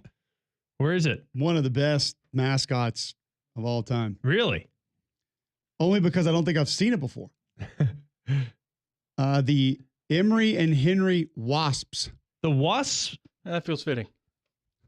Wasps. Yeah, that's not gonna doesn't roll off the tongue. No, it doesn't. But I'm pretty amazed. And if you talk to people that are familiar with the additions that they've made, from what I gather, like I said, from what I gather, people really think that this group's going to be really good. Like, relatively speaking, if it all comes together, and Grantham's really good. We know Grantham's good. But, like, if it all comes together, Oklahoma State could be a playoff contender. Like, that's how good they can be. They could also be a disaster. But we'll see. It'll be fascinating to watch. Don Montgomery resigned from the football program as head coach in 2013 because of an NCAA investigation for alleged violations of NC bylaws. So that wasn't great, but they are in the South Atlantic Conference. The what? South Atlantic Division II. South ATL. They play at Fred Self Stadium at Nice Wander Field. Oh, it's a nice wonder if we could find some tape. Come on now. Stinger the Wasp is the mascot. Blue and gold. Blue and gold, blue and gold, blue and gold. No, that's no. Not, that doesn't. Not the same song. No, they last went to the playoffs in 2000. When? 2000. And. Duh. 2000. All right, so we'll get to. I got it pulled up. We'll get to a break here in just a moment and get back to our NFL draft coverage. We're going to give you some added value on Jocks first, though. I'd like to introduce you to our friend and wealth advisor, Tad Hill, your trusted retirement and planning partner. Tad's the co-host of the Retired with Freedom radio and TV shows in Birmingham and Huntsville, and also been designated by Forbes as the #1 financial securities professional in the state of Alabama multiple years running. Tad, what do you have for us today? Thanks, Cole. What I'd like to do today is talk about something that none of us really like to think about, which is market volatility. And particularly as you near retirement, it's very important that you're not overexposed to risk with too much of your investment money, because for most of you, you're going to need that money to live on. If you've got too much risk in your investments and we go through a big market downturn, and you're pulling money out at the same time, now you're having to sell when markets are down to pay your bills. That's called sequence of returns risk. That and the strategies on how to insulate you from that, we cover in our Retire with Freedom course that we do at our office on Valley Dale Road. If you would like to attend the next course, we cover that and many other strategies for retirement planning. Text JOCKS at 205-988-0006, 205-988-0006. This is a paid placement. Investment advisory services are made available through AE Wealth Management. For more information about Forbes rankings, visit Forbes.com.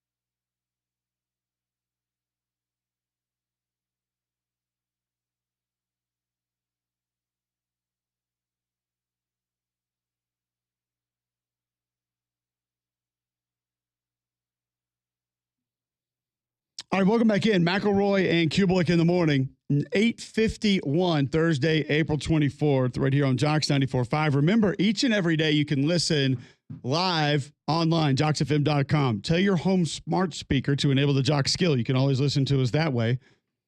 And go watch us live on YouTube each and every day. Search Jocks 945. Bill Smith Buick GMC is the GMC Dealer of the Year, the national champs. They've won it 5 times in a row.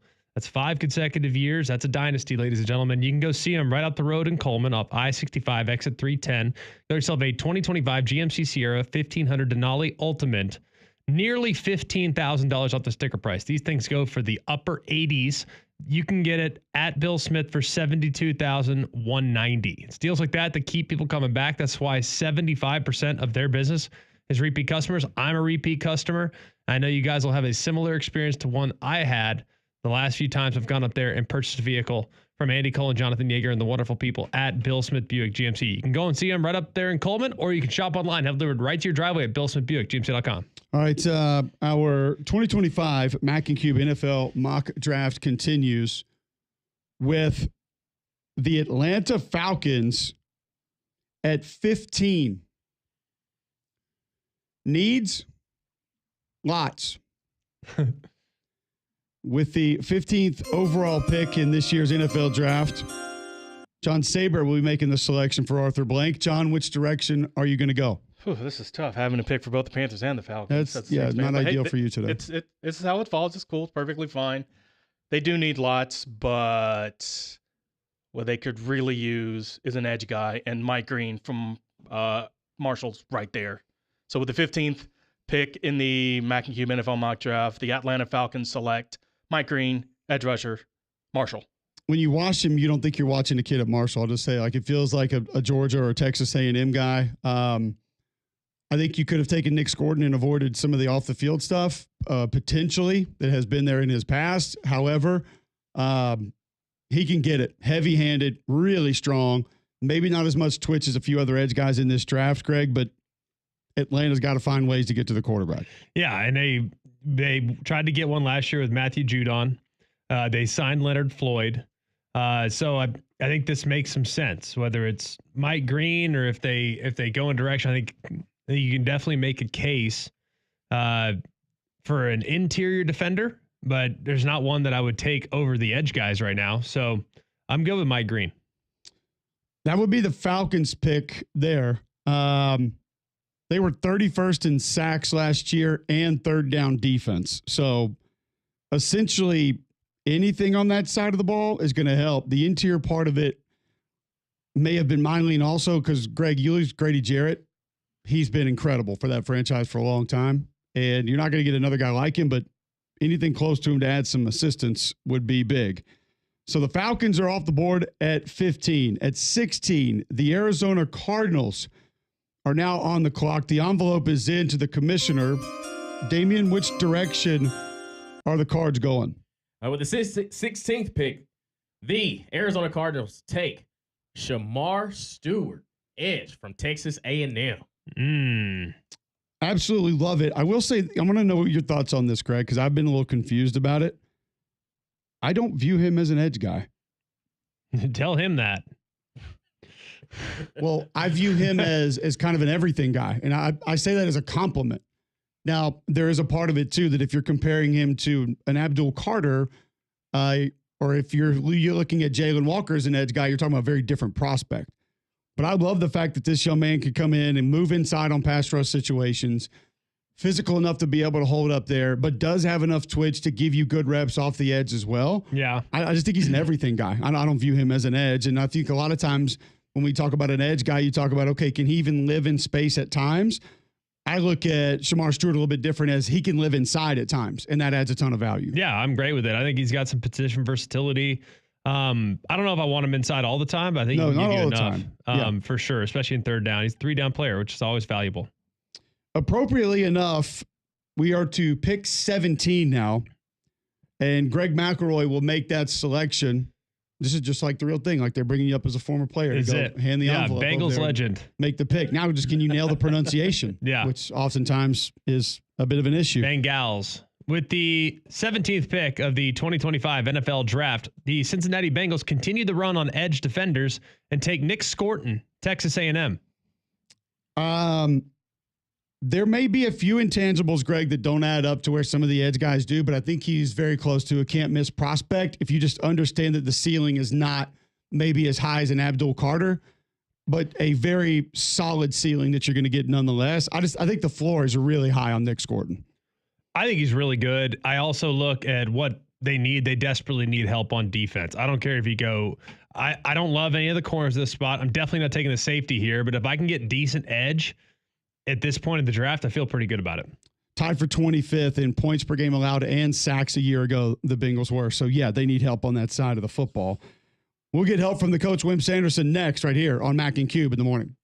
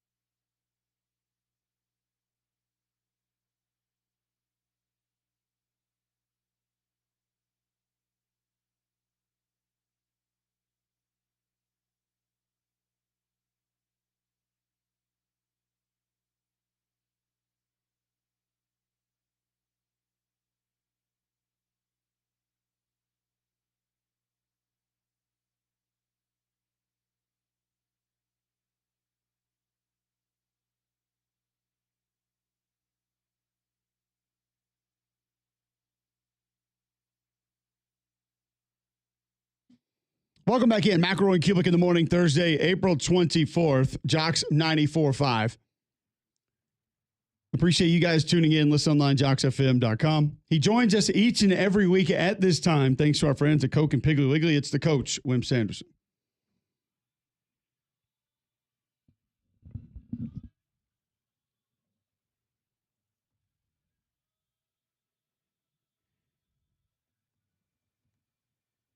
All right.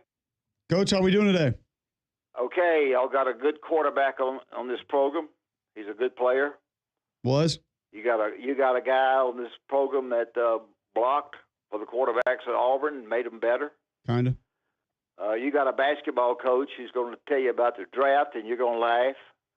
But the funny part about the draft is that the people that know quarterbacks don't really get it right. Basketball coach at Alabama, Johnny D, NFL guy walks into him and says, and Johnny D walks over to him and says, "We got a guy here named Bart Starr that can really play." Really? They drafted him in I think, 11th round, and he wasn't bad. So tonight's the draft, first part of it. Where's McElroy going to go? I would just guess from a guy that doesn't know, and I haven't heard y'all's show. Not that I don't listen to it. I listen to it all the time.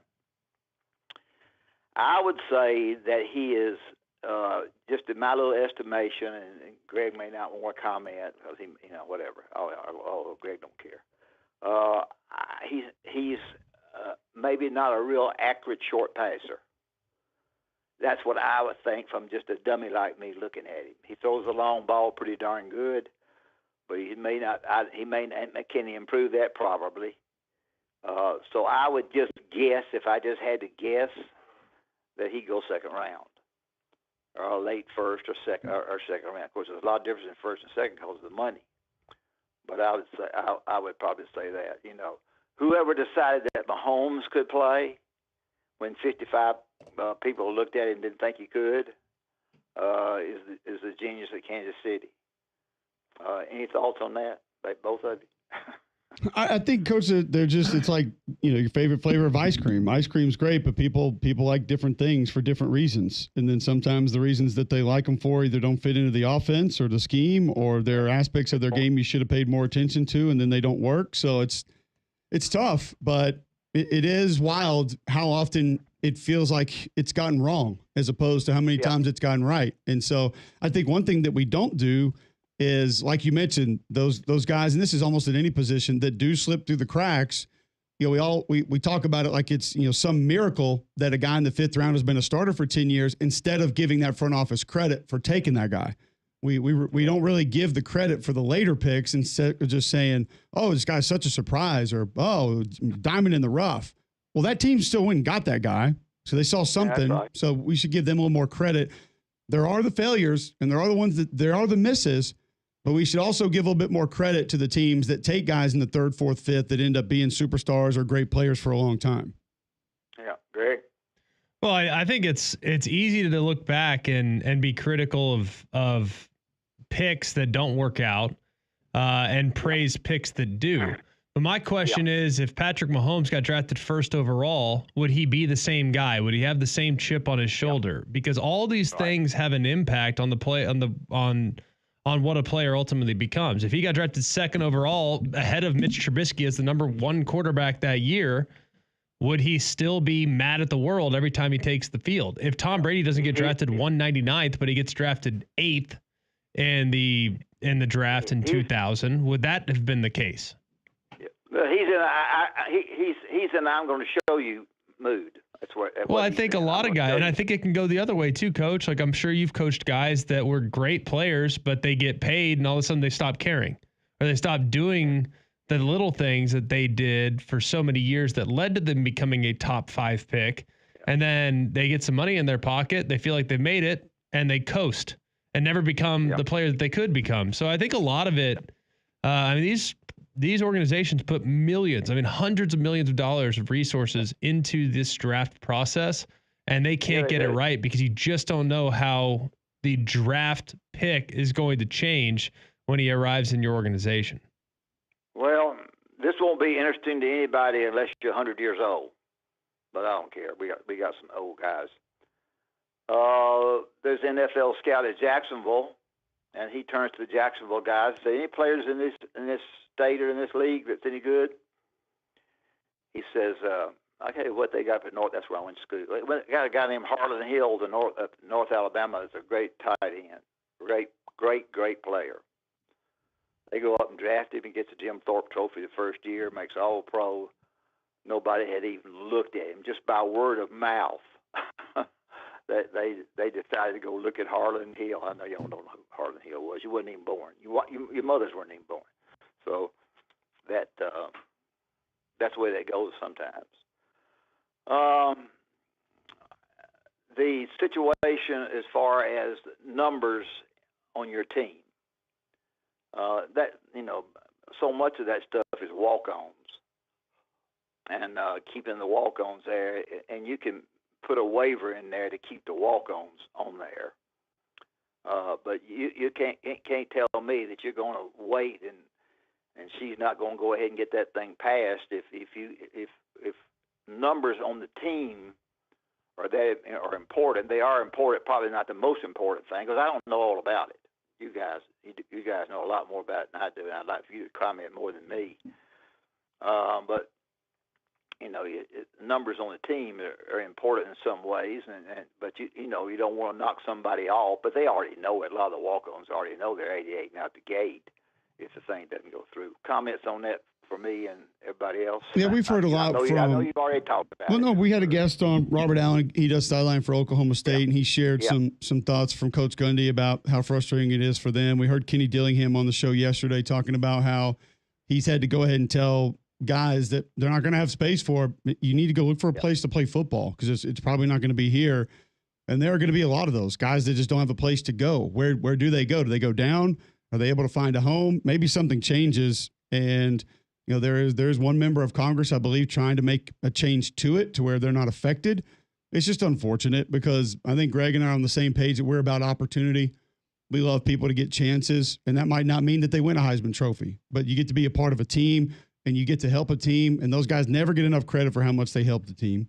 Giving the looks every week, and this is the part that we don't discuss enough, taking tough reps off of the guys that are actually going to go play. And that's I don't have to tell you, Coach, it's super valuable. It's extremely valuable. Sure. It is. And to not have to go ones versus ones and beat up on each other and lean on each other and get the looks from other guys, it's super valuable. And I think we're all frustrated that it looks like it's something that's going to have to go away. Well, number threes can get number ones ready to play a lot of times. Number twos can. They can get guys, for people who listen to our show, especially in football, maybe some in basketball. If they work hard and play hard, the ability is less. Their ability is a little bit less, but they can get guys to be better because there are times when number twos are getting close to be number ones. You better work your fanny off if you're a number one to stay number one. Great thoughts. Yeah, I mean, I just think kind of like what Cole said. I think it's just unfortunate because it's short-sighted. I mean, there are so many guys, and granted, I know it's not the majority. I get that. But the team in college is really special because there are those guys that I don't want to say they couldn't walk and chew gum at the same time, but compared to Julio Jones, they couldn't. You know what I mean? But we were all on the same team and we all had a role. And some of those guys, their role was to give Dre Kirkpatrick the best look they could possibly give Dre Kirkpatrick. And if Dre Kirkpatrick showed up and wanted to just throw them into the ground every day, he could, but it didn't.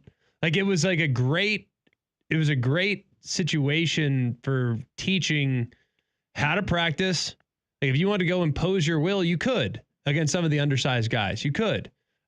Against some of the walk-on guys, you could do that if you wanted to. If some of these guys wanted to do it, if Mike Johnson wanted to take the defensive tackle that was 240 pounds, he outweighed him by 80 pounds, he could have thrown him 40 yards off the ball. But taught you how to practice, taught you how to do technique, and those guys played their freaking hearts out. Like their game day was Wednesday, their game day was Tuesday, and we wouldn't have been as good a team if not for having those guys out there. So it's unfortunate that it's kind of going away. It's not even so much the opportunities. It's just more college is bigger than, the scholarship guys. It should give everybody opportunities. And I think half the team should be walk-ons, but what do I know? And it's clearly, I know a lot less than the people that are making the decisions. Yeah, you know a lot, and you don't mind saying it. Hey, Coach, can I ask you a question about something? Sure. All right. Sure. Greg and I were talking about this the other day, kind of off the air. I've been like randomly doing research on like older offensive linemen. This just shows you like what a nerd I am. You think? Everybody knows about John Hanna, and everybody talks about John Hanna as one of maybe not the best offensive lineman ever. And that's actually what I was going to ask you is we never talk about Herb Hanna. Herb Hanna was his dad. They're from Albertville, Alabama. And go ahead. I'm sorry. No, that's all. Just tell us. I don't know anything about him. Tell us about him. Herb Hanna was almost before me, or right a little bit before me, if that's possible at my age. But Herb Hanna was a heck of a player. When John Hanna came in, I was there, I guess. I can't remember what year he came. But he was considered, the best blocker ever. But his dad was also a rough, tough, and they're from a little town up in North Alabama, kind of northwest Alabama. Actually, probably northeast Alabama, Albertville, Alabama, and he had the ability to. He had a great ability, and he had the fortitude to get better. And the more they talked about him and how good he was, the more he worked, and the better he got. And of course, he carried that greatness on with him through that. But Herb Hanna was a great as well. So yeah, he was no doubt one of the great offensive linemen ever. Yeah, we hear about John all the time. We just don't hear. I haven't heard much about Herb, and it's kind of cool when I was looking into John. About Herb, because nobody on this show is as old as I am, and I hadn't told you much. So. You've told us plenty, Coach. We always appreciate the time when you join us, and we know you join us each and every week thanks to our friends at Coke and Piggly Wiggly. Coke and Piggly Wiggly, they're the very best. I'm having lunch with Stanley this week, and went the other day to eat with him, and he's a good buddy of mine. And Piggly Wiggly, you walk in Piggly Wiggly, and they've got great vegetables, great meats. You walk out of there very well satisfied.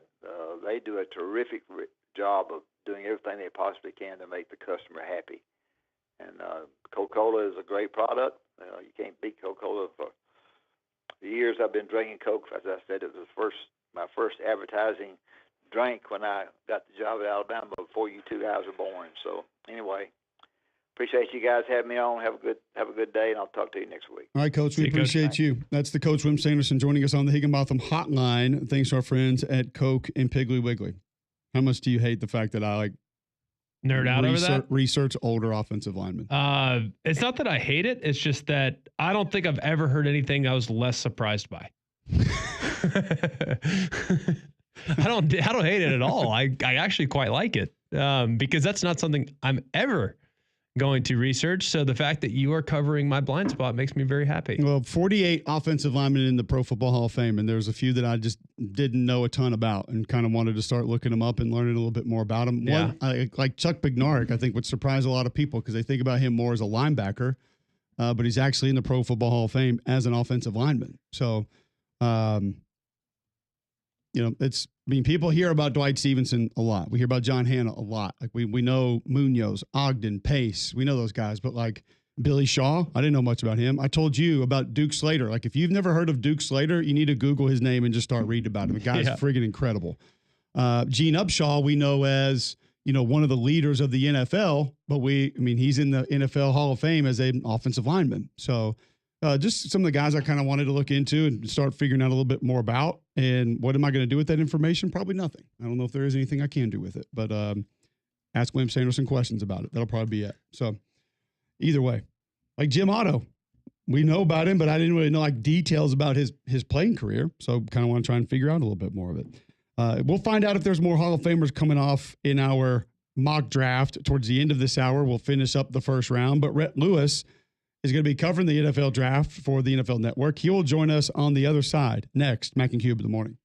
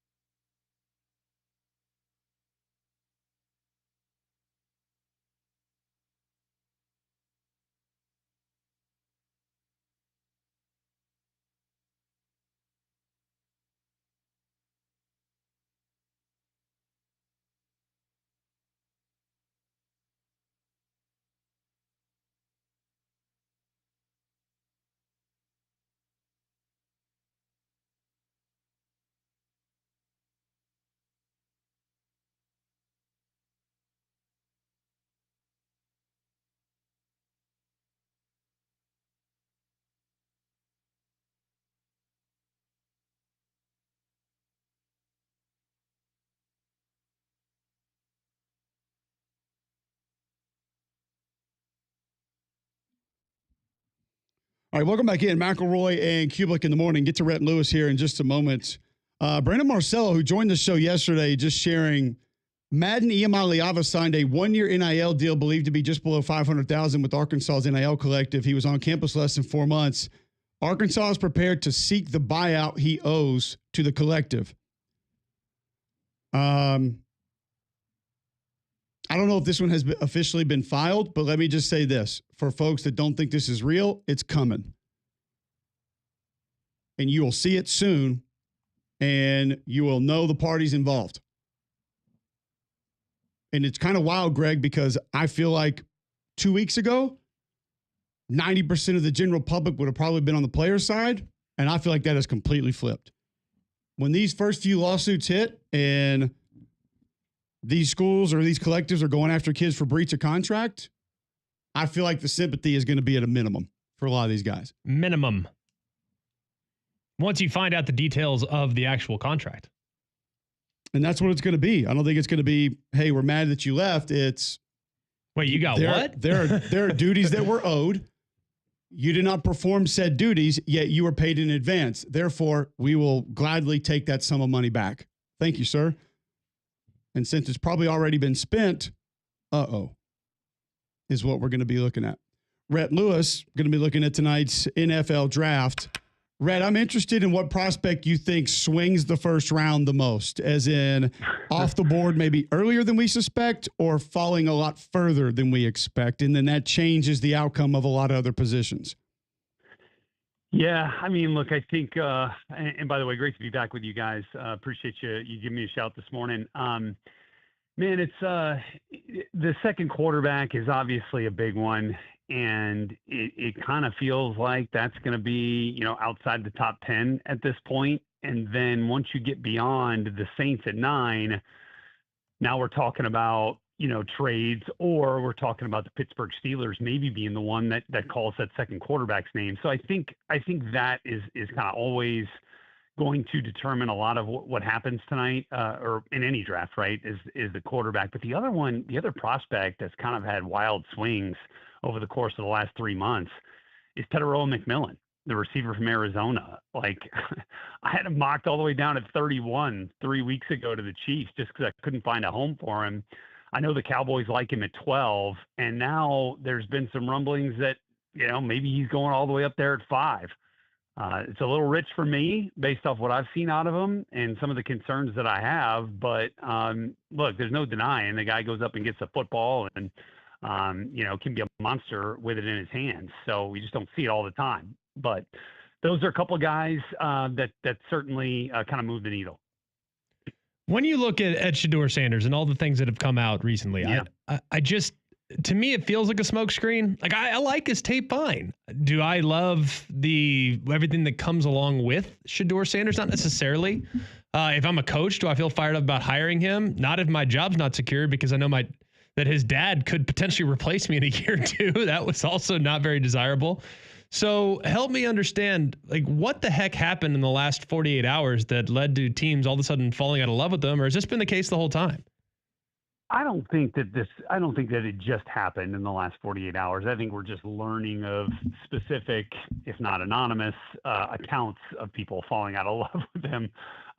Look, I don't think he's going to be for everybody. And I think that's kind of fair to say about a lot of quarterbacks, but most of the times it's about, what you are on the field. And look, on the field, there's concerns too, right? I mean, he's not the athlete that Cam Ward is at the top. And Cam's not even the athlete that some of these other guys in the class are. So there's that. There's the fact that he, kind of holds the ball a lot. And he has a little bit of that. I want to sit there and make the play. I want to get out of the pocket and make the play, Greg, but you can attest that, look, if you're getting pressure immediately, 50% of the time, like, you're going to eject early sometimes. Like, that's going to get into your head, and it's hard to get that out. And you see that a lot with Shedeur.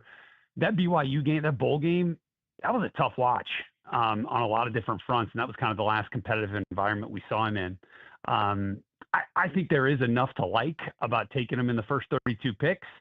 At this point, it seems like a little bit of a stretch that we're going to be sitting here talking about him as a top 10 pick. What are we going to be talking about as far as quarterbacks at the end of tonight when it's all said and done. There are people with Jackson Dart in the top 20.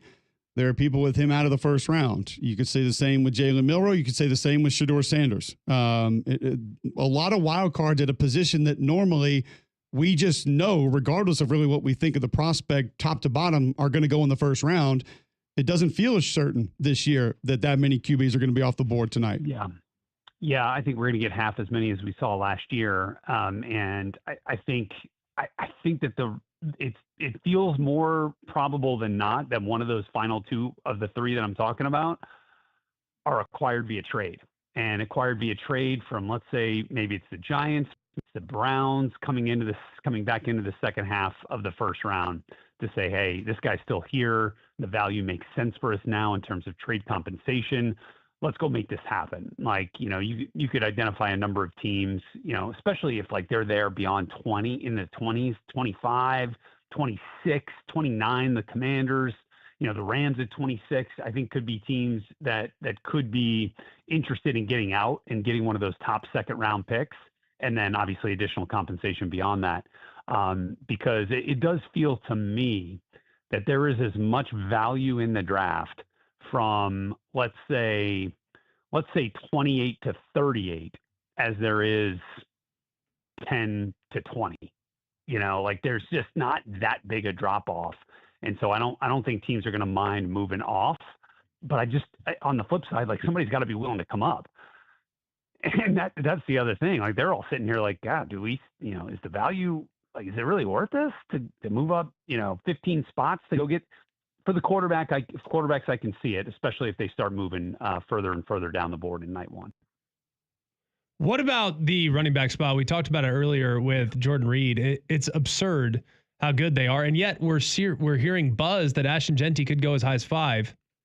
To me, with the depth of the running back class, I don't think the gap between Amari and Hampton and Ashton is that big. I love Jeanty, love him, but I also think Hampton's got a chance to be a great pro.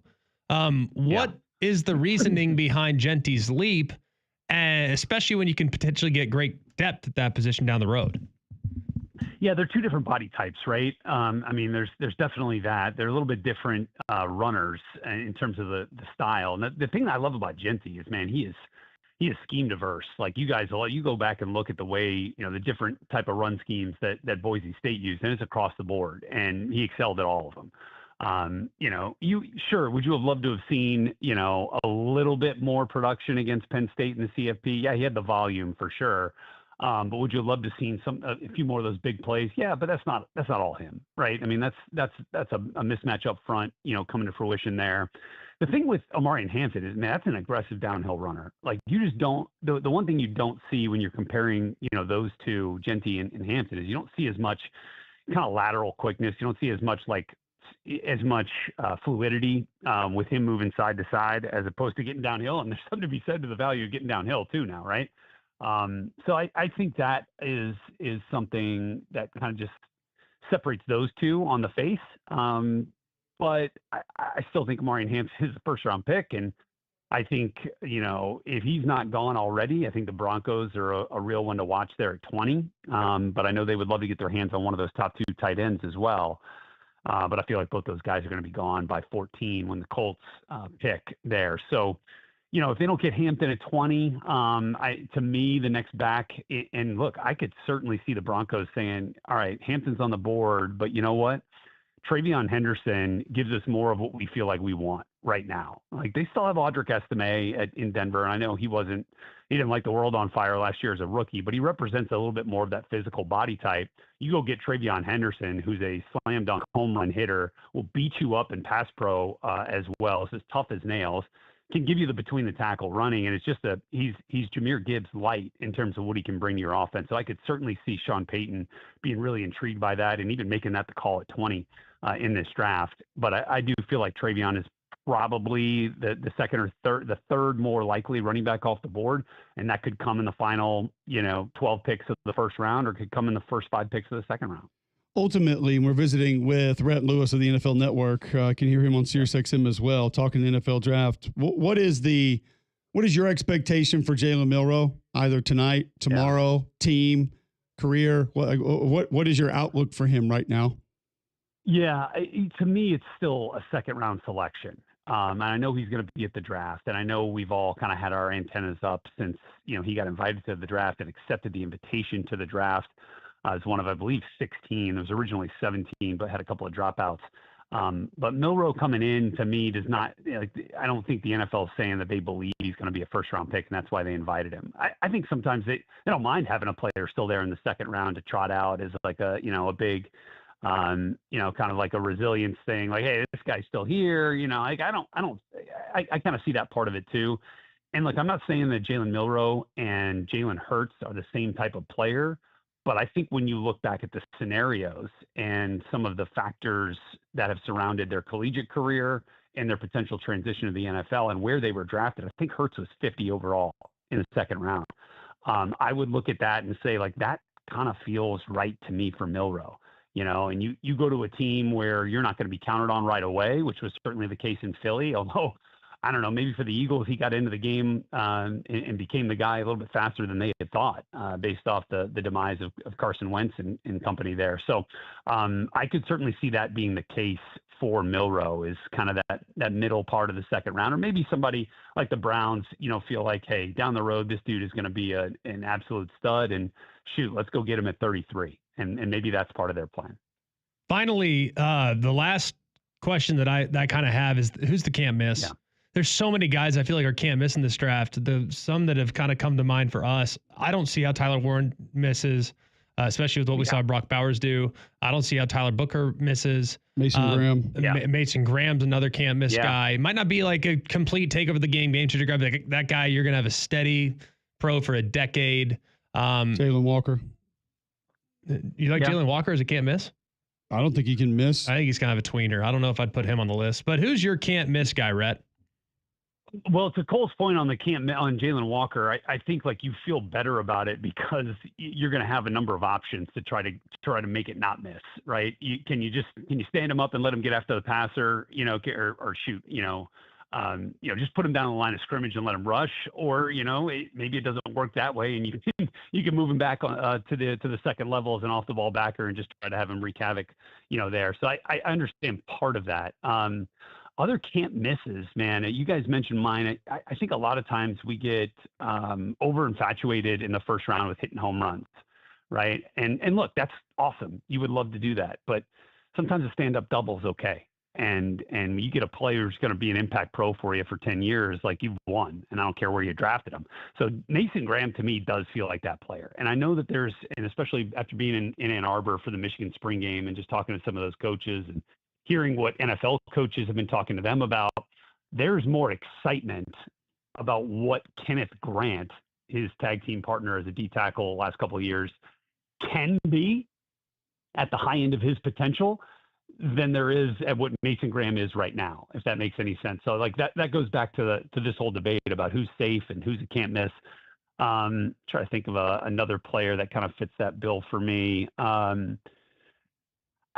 Man, I you know what? I've actually I've talked to a couple of O-line coaches in the league, and Will Campbell feels like one of those players where I know the arm length thing is causing some concern. Everybody brings up the arm length. It's so funny. But it is funny. And as Cole will tell you, does he get guys blocked? Yes, he does.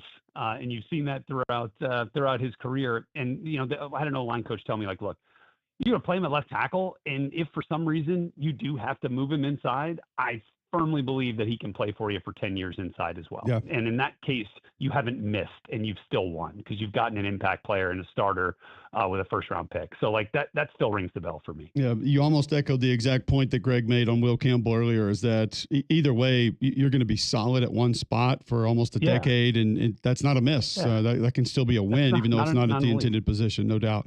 We really appreciate the time today, Rhett. Great stuff, man. Love catching up with you. Love talking with you, and we'll do it again soon. Yeah, man. Appreciate the heck out of you guys. Have a fun night. There you go. Rhett Lewis joining us on the Higginbotham Hotline. He'll be covering the NFL draft for the NFL Network and for SiriusXM. Other can't misses may be coming off towards the end of our first round of the Mac and Cube 2025 mock draft. We'll continue with it and finish it up next on Jocks 94.5.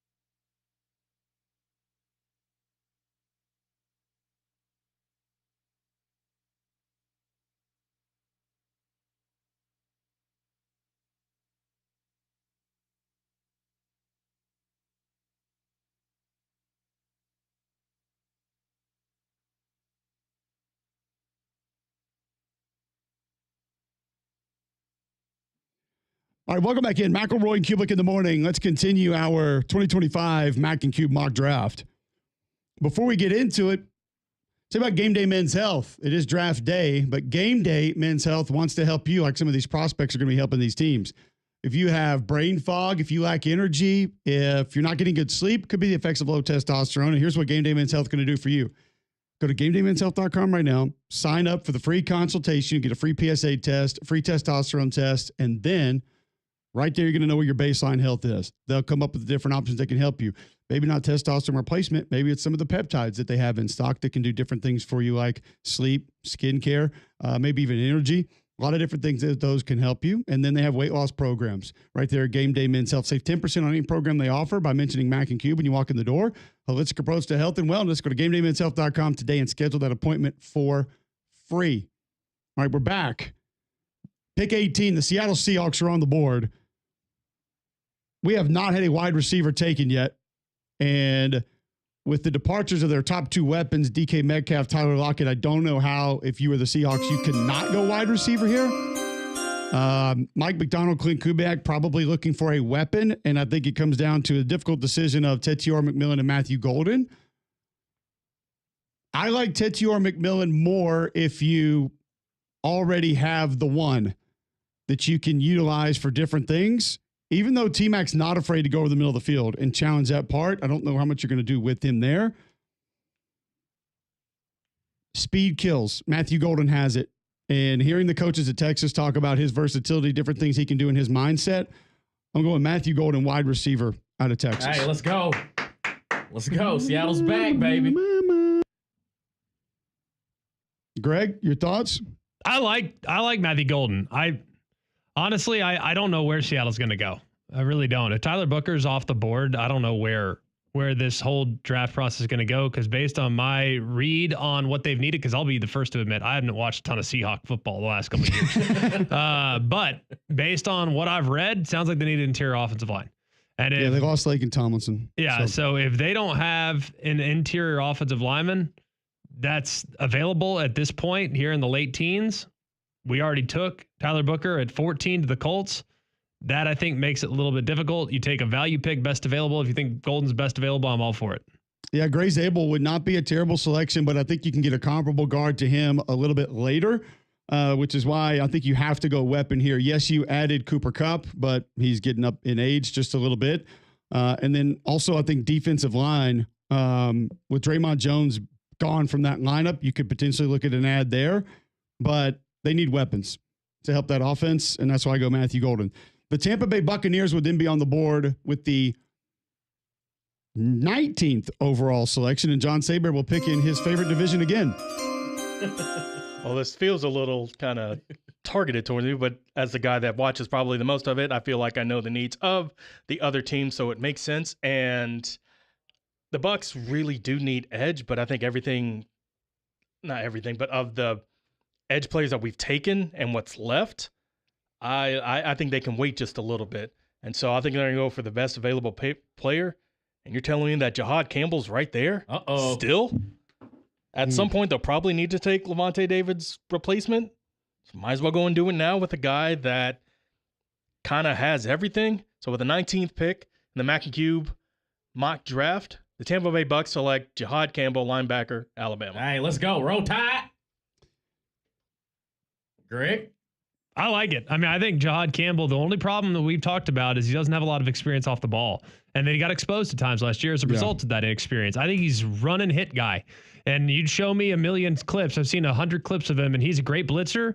He's got good edge presence. He can get after the quarterback on third down if you want to put him out there. But he doesn't recognize. He doesn't read and react very well yet. That's going to take some time. So as long as you're patient with that and find other ways to utilize him in the near term, you'll be fine.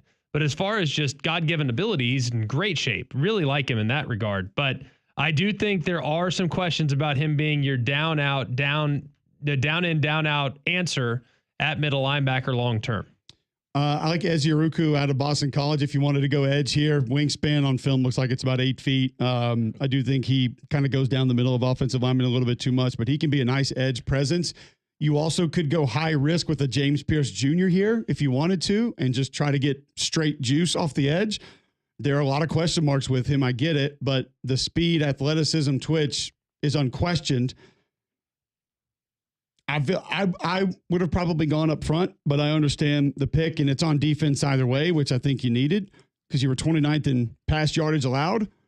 So it's got to be on that side of the ball. Jihad Campbell is physically gifted beyond belief. When you just get up next to him and you see just how his mass, it's shocking to know he runs the way that he does. But an interesting pick nonetheless there at 19 for the Bucs, which puts the Denver Broncos on the board at 20. Damian Mitchell, the envelope is in. Where do the Denver Broncos go? With the 20th pick of the first round, the Denver Broncos select Omarion Hampton, running back from North Carolina. I would actually love this pick for Denver. Listen, Greg, I know Ashton Genty is Ashton Genty, and he's a little bit different than I just don't think there's a massive drop-off with Omarion Hampton. He's got better burst. He's got some Le'Veon Bell with him in his patience. He always keeps his shoulder square to the line of scrimmage. He always finishes runs north and south, and he has just wicked athleticism. And the little giddy-up steps that he's got to be able to hop side to side but yet still be going north and south somehow, he is a remarkable watch on film. He catches the ball well out of the backfield. I don't think he shies away from pass pro. I would think that's a great pick right there to go alongside Bo Nix. I'm good with it. I mean, I think Omarion Hampton's good. I think the depth at running back's elite in this class. I would have passed totally on one fair. Here and gone Colston Loveland. You have a rookie quarterback that's coming off a great year as a first-year starter. Going into his second year, could see a big bump there. I think they have good weapons for the most part, but adding a guy who I think is not, like we've talked about already, I think the gap between him and Tyler Warren, it's there, but it's not massive.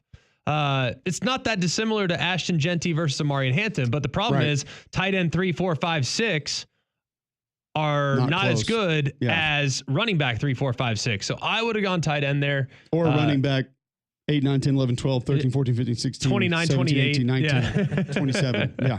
So I think you could have found some good depth at running back there had they gone a different direction. So I would have gone either tight end, who I think Colston Loveland, or Tetairoa McMillan are the two I would have gone between. I would have leaned tight end there because I just like the versatility of that position a little better than traditional X wide receiver. And last pick of this segment, interestingly enough, it's going to fall to one Greg McElroy at 21. The Pittsburgh Steelers are on the board. The envelope we think is in, frozen or not. We know what they need. It's not even need. We know what they have to take. Correct. But can they make themselves not take it? I love it. With the 21st pick of the NFL draft, the Pittsburgh Steelers tell us, Greg Rooney, who it's select Nick Emanwari, safety, South Carolina. You tell me that's not a Steelers pick. It's a good pick. He's a great player. He's physical as all get out. Uncanny length for that position. Great length. He can play up and near the box. He can play all over everywhere. The place. It's like, and he'll be, watch, they're going to sit there. They're going to boo him tonight. And you're going to sit there in 10 years, you're going to have 6 All-Pros. And you'll be like, this guy's he's a Kyle Hamilton pick for Baltimore a couple of years ago. You take best available at a position of need in the back end defensively. Your running backs, you got those at a dime a dozen. I don't love Harmon right now at defensive tackle at 21. And I'm definitely not going quarterback. Not happening. Oh boy. Not a fit. You are spot on with that being a Steelers pick. Yes. I could see it, and I understand the value in it. You talk to Clayton White about him, he'll tell you how smart he is and his football acumen, which is another thing you would just love to see in your secondary. And the front seems to be stable. You got to continue to build behind them, and I think it would be a great value pick. All right, the Chargers will be next on the board. We'll get to a break. When we come back, finish round 1 of the Mac and Cube mock draft.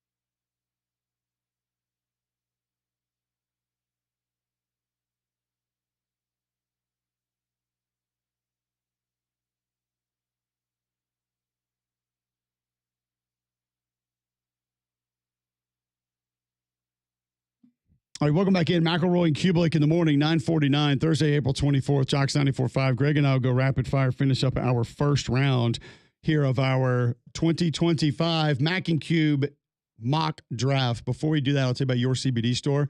If you're lacking sleep, lacking energy, you need more focus, your CBD store can help. They have products to help you with that. Storms coming through yesterday. Maybe anxiety is an issue for a pet in your house when the storms come through. They have products that can help with that. Arthritis for you or your pet. Skincare for you or your pet. Your CBD store has answers for your ailments. They just want to make your day easier. And they can do that in a lot of different ways. At the largest brick and mortar CBD retailer in the world. First company to have USDA certified organic oil supplements. They've got the stamp seal on their products. Visit one of their 3 locations, Highway 280 by Bailey Brothers, 150 by the Cajun Cleaver, Trustful just off 459. And now downtown in 5 Points, your CBD store where good health hits home. Greg, we'll finish out this first round. I was going to say San Diego. Los Angeles Chargers would be on the board next. Bosa gone, Ford gone from that defensive line. I think you have to look at edge right here and potentially what is left. I don't know if I love what's left, but I do think that maybe taking a little bit of a flyer on a James Pierce and giving you some of that twitch off the edge, or do you want to go a little bit more physical without some of the productivity and go James Pierce, or I'm sorry, Mykel Williams? I think there are options for you if that's where you wanted to go. I do think some people are going to look running back here, but with Najee Harris coming in, and all the running back depth in this draft, do you go running back there? I would say no. So I'll go Donovan Ezeniku, edge out of Boston College, who I talked about his wingspan a little bit earlier. Great length. He's listed at 6'3". When you watch him play, he looks 6'7". He plays the run extremely well, not afraid of the physicality, gives you enough in the pass rush. Love how he kind of slithers through the offensive line in different situations. He's crafty. Even though, like I said, he does go down the middle of blockers a little bit too much in pass rush situations, but I think you fill a void there and you get a good talent late in the first round. Love it. Could see Kenneth Grant there too. Former Michigan Wolverine going to play for his old coach. Green Bay Packers on the clock now. 23rd pick, NFL draft. I'll take Trey Amos. Hey. Corner, Ole Miss. I think he's the best cover corner in the draft beyond Will Johnson. I think he's really, really good, got great length, and honestly hasn't played a ridiculous amount of football at the highest level. But when he did last year, he was off the charts good for Ole Miss, locking down one side of the field. Let me just go, I'm just going to kind of counter here. Maxwell Harrison, why would it not be him at this spot? Didn't play last year. Okay. Availability is the best ability. I get it. Did play a little bit early, by the way, but then just decided that wasn't going to play anymore, which is odd. Usually a turnoff for me. But I know that's your thing, but 24th pick in the NFL draft will go to the Minnesota Vikings, who are now on the clock. This is pretty easy for me. Interior defensive line help. I'll go with the name that you just mentioned, Kenneth Grant out of Michigan. Derek Harmon there as well, but I like Grant just a little bit more. I think he's got a little bit more east-west wiggle with extra bulk. So I think Kenneth Grant off the board to the Vikings gives them some physicality and helps bolster that defensive line. Love it. At pick 25, the Houston Texans are on the clock, needing help for their passing attack. They also could use some offensive line. They could use some guards. I think some depth at receiver, and given the fact that no receivers have come forward at all, I'll take Ted McMillan, wide receiver, Arizona. I love that. I don't think it's really one that should be in question or is in question. And the next team on the board needs weapons also, with what feels like kind of just an offensive overhaul. 26 picks goes to the Los Angeles Rams. It would be easy to say running back here, Greg, because it's kind of a need, but there's so many, I'm not going to go that direction. I don't think I can really make myself do that. But I do think offensive weaponry is where they need to go. I wonder if Colson Loveland would be the pick here for the Los Angeles Rams. Get a little bit of a safety valve, add some physicality in the run game. A guy that probably should have already been off the board. I think this turns to a best available pick because of how good he is as far as overall availability of players. Tight end might not be the number one need, but I think when you can add somebody like Colson Loveland, you go ahead and take him. Yeah, I love it. Absolutely love the pick. All right, pick number 27, the Baltimore Ravens. Always my favorite team to watch draft because they always draft better than everybody else. At pick number 27, the Baltimore Ravens select Malachi Starks, safety, Georgia. I mean, what a pick. I mean, unbelievable. Him and Kyle Hamilton. Good luck. Have fun. Well, I was going to wonder why you wouldn't go with a Notre Dame safety there with Xavier Watts. No, him and Kyle Hamilton too similar. I need a guy that can get up involved at or near the line of scrimmage. In the run game just a little bit more? Yeah. Okay. Hamilton's a free safety, true free safety. So is Watts. Okay, gotcha. So that would go to the Baltimore Ravens, which would put the Detroit Lions on the board at 28. Detroit, obviously a lot of different needs, a lot of different places where they could go. I don't really feel like up front on either side of the ball is going to be where Detroit needs to go. Donovan Jackson is one that you would look at and say, can you come in and can you help our football team? And can you be a guy that maybe is a pick that could help us there? I'm struggling on where Detroit would actually go here, to be honest with you. What would you view as Detroit's number one need? I mean, I think you go D-line. I mean, D-tackle, you can always help there. I mean, interior offensive line, Gray Zabel. I think I'm staying with my Donovan Jackson pick. Love it. All right, last pick. The Washington Commanders, the 29th pick. There's 3 more, but you'll get those on 3-man front. Maybe. The Washington Commanders are on the clock, and they take a guy that we talked about a little bit earlier. I'm going Mykel Williams, edge defender, limited from a production standpoint, but edge is there at a position of strength. I know that the production was not always there for Mykel Williams, but the upside is. If he could just stay healthy, he's got a chance to be a real difference maker at the next level. Buffalo, Benjamin Morrison, corner, Notre Dame. Love that pick. Kansas City? Probably a receiver. Why wouldn't they be? Emeka Egbuka. Oh, he's still there. It'd be a nice fit. Absolutely. And then finally for the Eagles at 32. James Pierce. SEC D end, obviously. Was there not one from Georgia they could get?